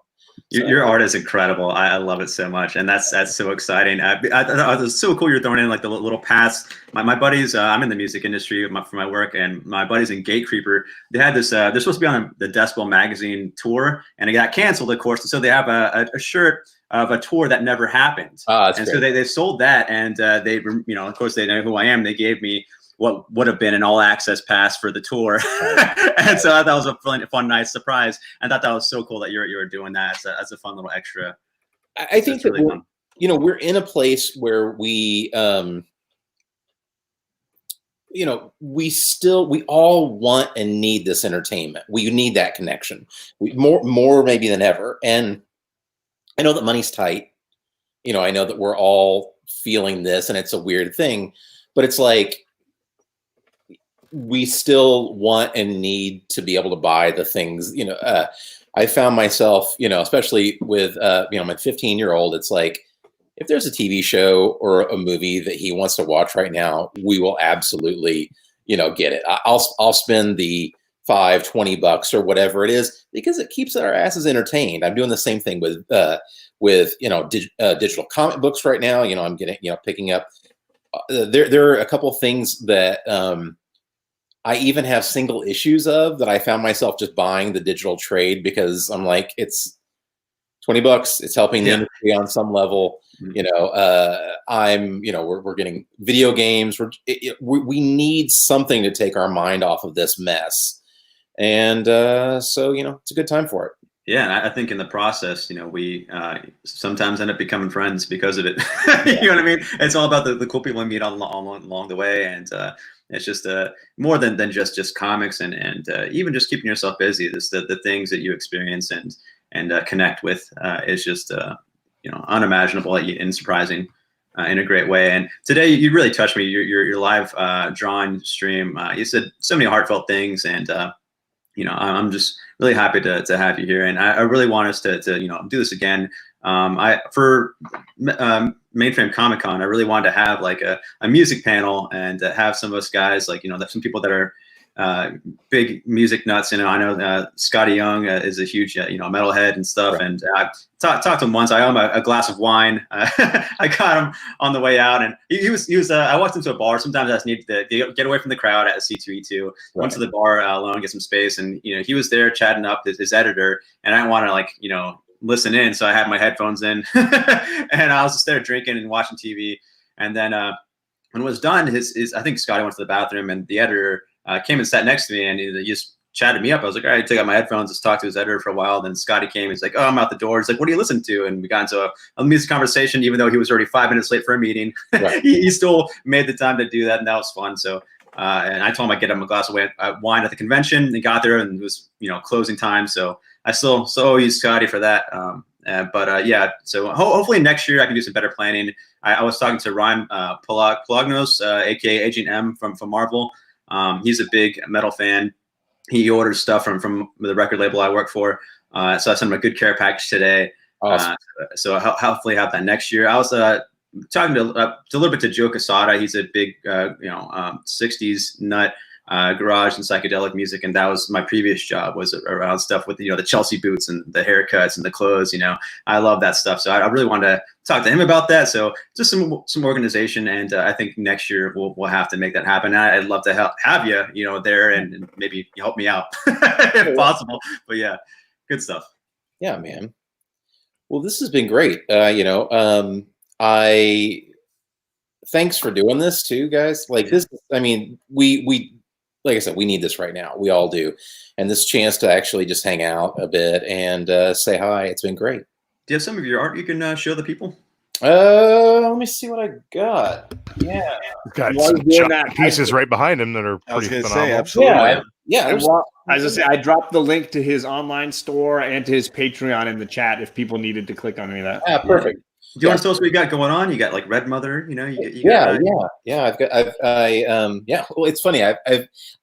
You can't really see it because of this angle, but I've set up my convention table literally is right here. So like, I have all of the various comic books, and trades and all these things. So yeah, this is the Red Mother. This is my Boom series right now that I'm doing. So I'm writing this and doing covers for this. But Danny Luckert is the artist on this project, and he is absolutely brilliant.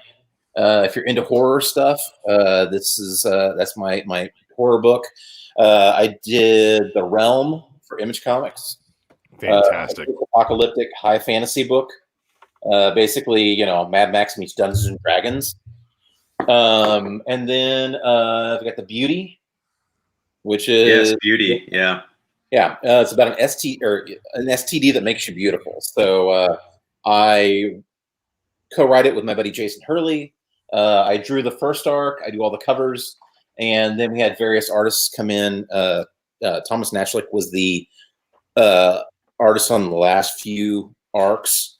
And then you can see there. This is a piece that I actually was working on today. Yeah. During the show. So yeah, it's a lot of fun. Beautiful. We had a family emergency in the fall, and I kind of got in a situation where we needed to be able to fly my wife out to the West Coast to be with her family and take care of a few things during that time. And so I took a bunch of commissions. So a lot of what I've been doing right now is working on my backlog of commissions, and that's one of them. Yeah, that's awesome. During that stream when you were drawing that today, you talked about it's just really cool to collaborate with other people. But I know you're a writer, and even you're a brilliant artist as well. So you talked about doing your own thing, doing both the writing and the art for some maybe your next project. And I thought that was brilliant. I wanted to type in if I could draw as good as you, I would be putting out my own books 24/7. It's just I love seeing what you do, and I'm looking forward to anything of your output, what you have next coming. It's so good.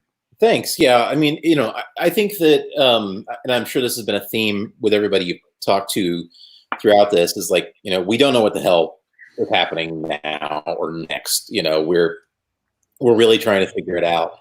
I was speaking with Andy Parks earlier, and one of the things that we were talking about was like, we had things basically fundamentally figured out, right? We knew the direction all of our lives were kind of going in. You had your job, you had this, you had that, and this changes everything. There are projects that I was like, oh, this is my March to June project. This is my, and they're all, they've all hit the pause button. And so, some things that I even thought were surefire things that were going to happen might not ever even get to happen. And, we have to roll with that. So one of the things in all of the conversations that I've had with friends lately that we find ourselves saying is like, the most important thing is being true to who you are as a creative. And the more that you can do that, the more that you choose your path for your own reasons right now. Because and why the hell not? We don't have anything, there's no deadlines to blow most of the time. All of this has changed. So we have to stay true to what our path is, and figure out what we want our next steps to be. And if we do that, then we're good. Then we win. And, hopefully we can still be a little bit sane after being locked away, in our houses for months and months. But, Yeah, absolutely. If there's one thing I love about people that I automatically want to become friends with is, hard workers with big hearts. And, that was my first thing with John up here, and also with you, man. I had to get both of you on here, and I'm so glad we can make this work tonight. This is awesome. I feel bad. I hope, and I'm glad Jared's talking as much as he is, because I certainly didn't want to screw up his time. Exactly. Yeah. His books are wonderful, and truly, Jared is one of my first friends in comics. Oh, nice. And we've Wow. literally known each other for 15 years now. Yeah, it's been And we were talking about that. We had dinner. John and I had dinner in Chicago with my wife Lori, and we always make a point to do that. And it's really become a tradition of having brunch together or having a dinner together every single time that I'm in town. And I think that that's a testament to a relationship that you meet 15 years ago when we're trying to figure stuff out and getting started, and the way that our lives and careers and paths change so much. But, I said this several times, over the past 24 hours with this, it's the relationships that you build. It's the friends that you make along the way. It's the stories you tell. Those things matter in the long run. Those are the things that we leave behind that shape lives. And, that's really important. 100%, man. Yeah. And my favorite memory is us at San Diego Comic-Con when we chartered a boat to stay on the boat like a hotel room. Yeah. And oh my God, those are 5 days of just hilarity. It was kind of amazing. It was we were basically two old guys on a boat. That was We were. The old man in the sea. Absolutely. Were you stuck on a bunch of college kids or something that are partying, and you guys are drinking coffee, or what's happening there? Well, so basically, what happened was, how long ago was this? A decade ago, John? Yeah, it was like 2010, I think, okay. or 2011, something like that. We're talking at least 10 years ago. So right in there, for a couple of years, I did this. We had that huge spike in the cost of hotel rooms at San Diego. You remember back in the day, like 20 years ago, you could go and you could get a decently cheap room that was out a little ways, for $100 a night or whatever, right. Or $200 a night or whatever it was. And now it's like 3, 4, 7, it's crazy. And 10 years ago really was where that spike happened, and it was impossible to get a room. It was impossible to get a room for an affordable price. Right. And so for some reason, we started looking around for alternate places to stay. And one this of is pre Airbnb. Mm-hmm, yeah. How the hell did you find a boat? That's amazing. And I found this. I think it was called California Cruisin' was the name of this thing. And basically what it was you could rent boats for you could charter a boat for trips out to sea or fishing or all these things, or you could literally get one that was docked and stay on it for a few days. Like a suite. Yeah.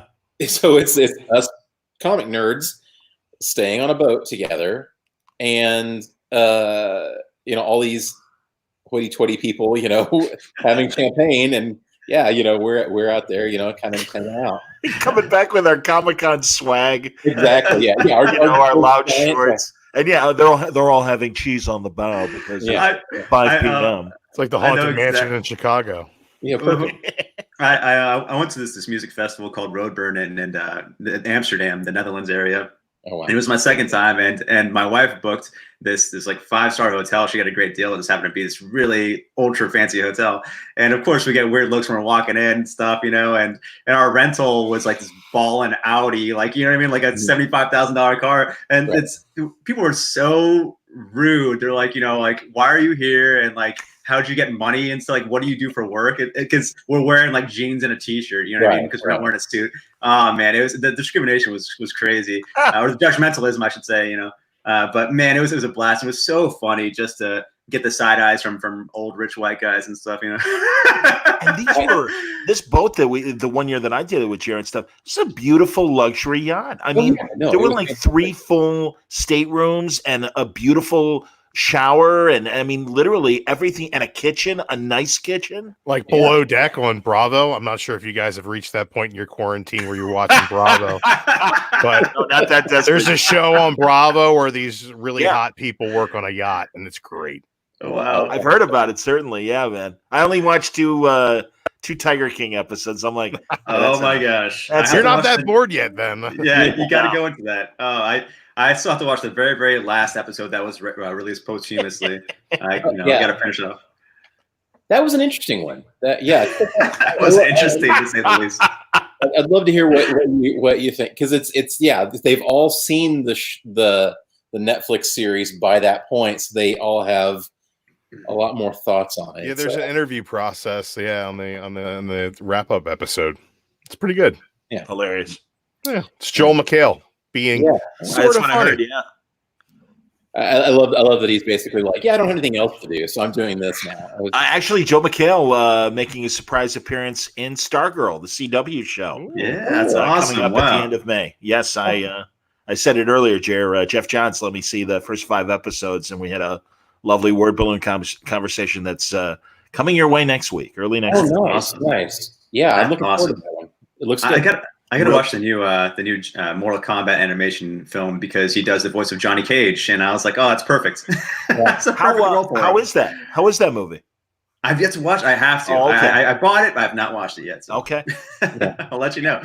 John, I really got to get in on your movie talk that you've been doing. You just did the Shield David Hasselhoff stuff movie. We're doing it Sunday. Actually, we're doing it Sunday evening. I still have time to watch it. Then. So yeah, me and Franco of Art and Franco fame of Tiny Titans and great children's comics. He and I and our buddy Mike Campoboso, who is a great actor here in Chicago. We do it's called Oh Yeah Review because of Oh Yeah Comics, their brand.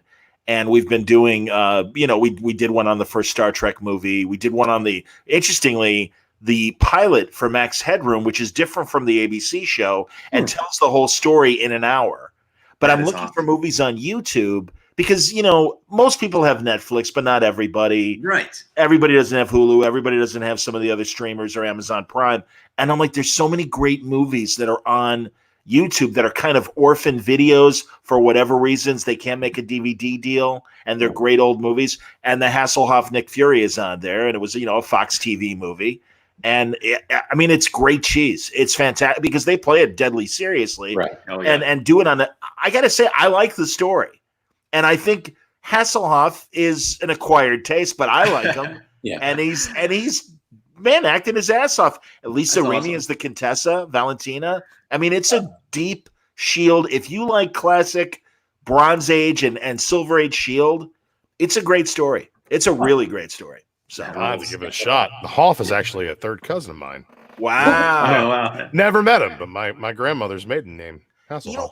He's awesome because he's accepted that Adam West, Leslie Nielsen stage in his career that he can make fun of himself. Right. Oh, yeah. After that and you love Comedy him Central even more. roast. Yeah. Yeah, you love him even more now, man. I do. Yeah. He was in SpongeBob. Come on. Totally. Guardians of the Galaxy. Yeah. Yeah.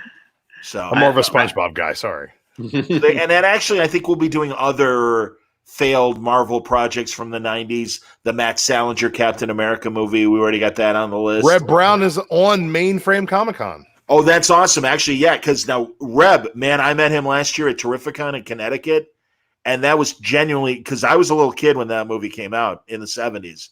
And truly, man, give him a better script. He's a fantastic Captain America. Mm-hmm. He was earnest in his portrayal. He was an effective Steve Rogers. Get him out of that stupid Evel Knievel outfit. Thank God in the second movie, it looked a little more like the comic book outfit. But no, man, he was very sincere. And again, I'm like, oh, man, the $6 Million Man people should have been like helping you out with that. And then I look forward to that interview because really he has great stories about what could have been and what they were hoping for with those pilots. And obviously it was an effective first movie that they made a second one, Gal Farr in the chat just says the Generation X Fox series. That's a deep dive. Oh yeah, I was hoping to find the 1997 Justice League movie. That was that. Oh yeah, I was just talking about that the other day. And unfortunately, we couldn't find it. It's on YouTube in Canada, and a couple of my Canadian fans are like, "Oh, I got it right here," and I'm like, "Yeah, but country by country, some things aren't on universally on YouTube." Canada.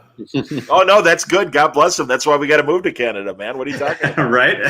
Yeah, I would say America. Feeling all the good stuff, taking it up north. Yep, all the strong beer.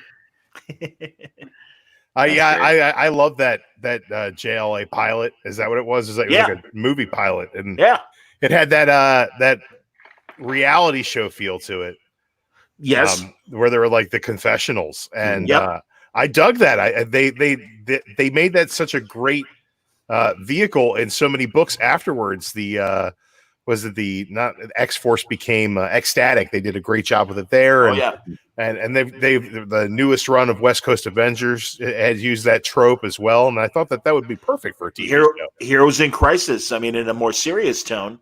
Right. But I think that's what King and Clayman were doing. Yeah. They could really take that story and translate it to the CW network very easily. You're right. Yeah. But Starman, as I said earlier, and to reinforce for Jared and his kids, honestly, it's a great family show. And I'm not just saying that because John's let me see the first 5 episodes. I sincerely, because sometimes it's like, hey, check out my new thing. And it's like, yeah, it's not that good. And I got to like kind of lie, let's not talk so much about the specifics of that. But thank God. And seriously, like the moment I saw Jeff and because we did a video and it'll be on Word Balloon's YouTube channel as well as the audio. It's like, Jeff, it's good. It's really good. Yeah. She's like, oh, I'm glad you like it. I'm like, no, man, this is like, because it's just like Black Lightning is so unique compared to the other CW shows. And I still like all the CW shows. Right. But I was really glad that Black Lightning had its own voice. Stargirl definitely does. Luke Wilson plays Pat Dugan in the thing. And they're really doing Stars and Stripes. Right. I don't think I'm spoiling saying that. Luke Wilson is great. He's the last actor I expected to be Pat Dugan, but he's terrific. Mm-hmm. The girl they got, and I don't remember her name, the actor that plays Courtney, Stargirl, she's terrific. And it's not in your face, hey, girl power. Yeah, it's like, no, they just do it. Yeah. I mean, it absolutely is a strong female show and a great show of color, people of color. They just do it. They don't rub your face in it. And I'm a bleeding heart liberal. I'm for inclusion on every level, but just don't do this to me. It's like no, like Voyager, Star Trek Voyager to me was like, hey, you got strong women, but not at the expense of the men. And I'd say the same thing about Stargirl. I think no matter what your message is, if you ham fist it, nobody's gonna wanna eat it. Yeah. Well, based on that, John, you just sold me. I'm gonna check it out. I think Lori and the kids are gonna like it, man. Excellent. No. Very cool. There you go. Get right there, John. Yeah, I think we've kind of gone pretty late tonight for the late night pre-show. I think the British early morning risers have been enjoying it. John, our man on the West Coast, is yawning. Here we are on the East Coast. We're up and at we can wrap up. Absolutely. I'm a teacher and a dad, so I'm on my last legs most nights by this time. But hey, Jared, give people collected trades that they can ask their local shops if they've got them in their back stock and everything. Yeah. So what do you want? Like, just tell people what's available right now from you. If they went online and they were looking at their LCSs, what trades should they be grabbing? Yeah, give us a Jeremy Haun introductory list. Give us a couple trades. So please check out The Realm. We've got 3 volumes of that right now. That's 15 whole issues. It's a lot of fun, a lot of craziness. Check out The Beauty. It's a bit more of a mature comic, but it's still a lot of fun. Ultra violent, crazy, over the top. Yeah, and police procedural that has this great hook of this, social disease that makes you pretty, but it kills you. Right. And a lot of people will sacrifice years if it means it makes them hot, and that's a really interesting dynamic to the story. Well, that's those one of the covers. Those covers. I remember seeing them for the first time in my LCS, and they just popped. The design on them looks like a Vogue magazine or something. You know what I mean? It's just great. And I was like, I have to read that. It's a great story. Go on, Jerry. It was really something like, I was watching a lot of police procedural shows and kind of getting a little bit bored with those. And so I was like, let's take that and flip it on its head. It almost seems like a procedural, but then it really becomes a morality play, right? Because, the 5 of us sitting here, you may or may not choose to get this disease, based on the way you view the world. So, yeah. But yeah, we've got 5 trades of The Beauty. You can check those out.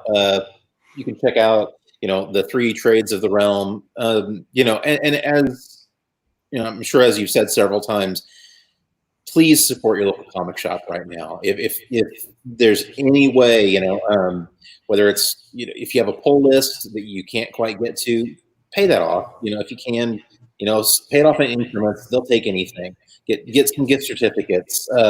If you can order your stuff and get it shipped to you, please do that. If you have some kind of curbside pickup, any of these things are helping right now. And these people, I know we need to wrap up, but I'm going to ask this really quick. Did you happen to see Philip Sablik's talk today from Boom Studios? You should check it out. Philip Sablik from Boom kind of came in and really said, he spoke about, and I'm going to paraphrase it and do a crappy job. So check out him saying it rather than me. Basically, this is a terrible, tough time. And we look at it and we are all scared and we all are uncertain of what's coming up. But if we look at that, if we look at what's happening and we say, this will be over, it will change, we are coming up to a new day one. We get a reset. We are moving into the next thing. And that day one for those shops, they get to choose more than ever how to be that third place, that thing that we love, that thing that we're drawn to. And we have to remember that right now. And we have to ensure that as best we can as fans and, as publishers, as creators, as fans, everybody along the way, that this thing that we love, that it is able to be there. So anything that you can do, if you can go on any level and support those shops, please do right now, because it'll make all the difference in the world. Yeah. Well said. Yeah. The community that we were talking about with Greg and stuff. And yeah, that third space. Do you guys know that whole thing? That's like Starbucks came up with that. Work, home, and then third space is where you hang out. And certainly comic shops, that's where we hang out. Yeah, definitely. Jeremy, do you want to plug your Patreon one more time so people can get on that to help you directly? Yeah. You can get on to patreon.com. It's just Jeremy Haun, my name. You can find it on there. I've got everything from just like stuff that you can get on, and it's just $1. The general membership for all of the main content, including new short stories and everything, is the $5 tier. It goes up from there and stuff like that. But look, if you can't do anything, if this is a tough time right now, I have quite a bit of free content on there. Even I've got a full Chaos Agent, the story that I did for Bad Karma, this project a few years ago. That full 22-page story is on there. It's free. You can get on there. You can check it out. I've got a few of my recipe comics that are available that you can look at. Just fun, various stuff. Check it out. It's a tough time, so I understand if you can't support it, but if you can, I appreciate it too. I got some fun. Jeremy, before you get out of here, I have one quick question. I know you got all the cocktail recipes. Yeah. Any thought on food recipes? People love food. Just saying. Yeah. I could do that. I like so many people right now, I started baking a lot, which is why I'm getting. I don't know. Did you say you had like a bread thing? You said yeah. To bake bread.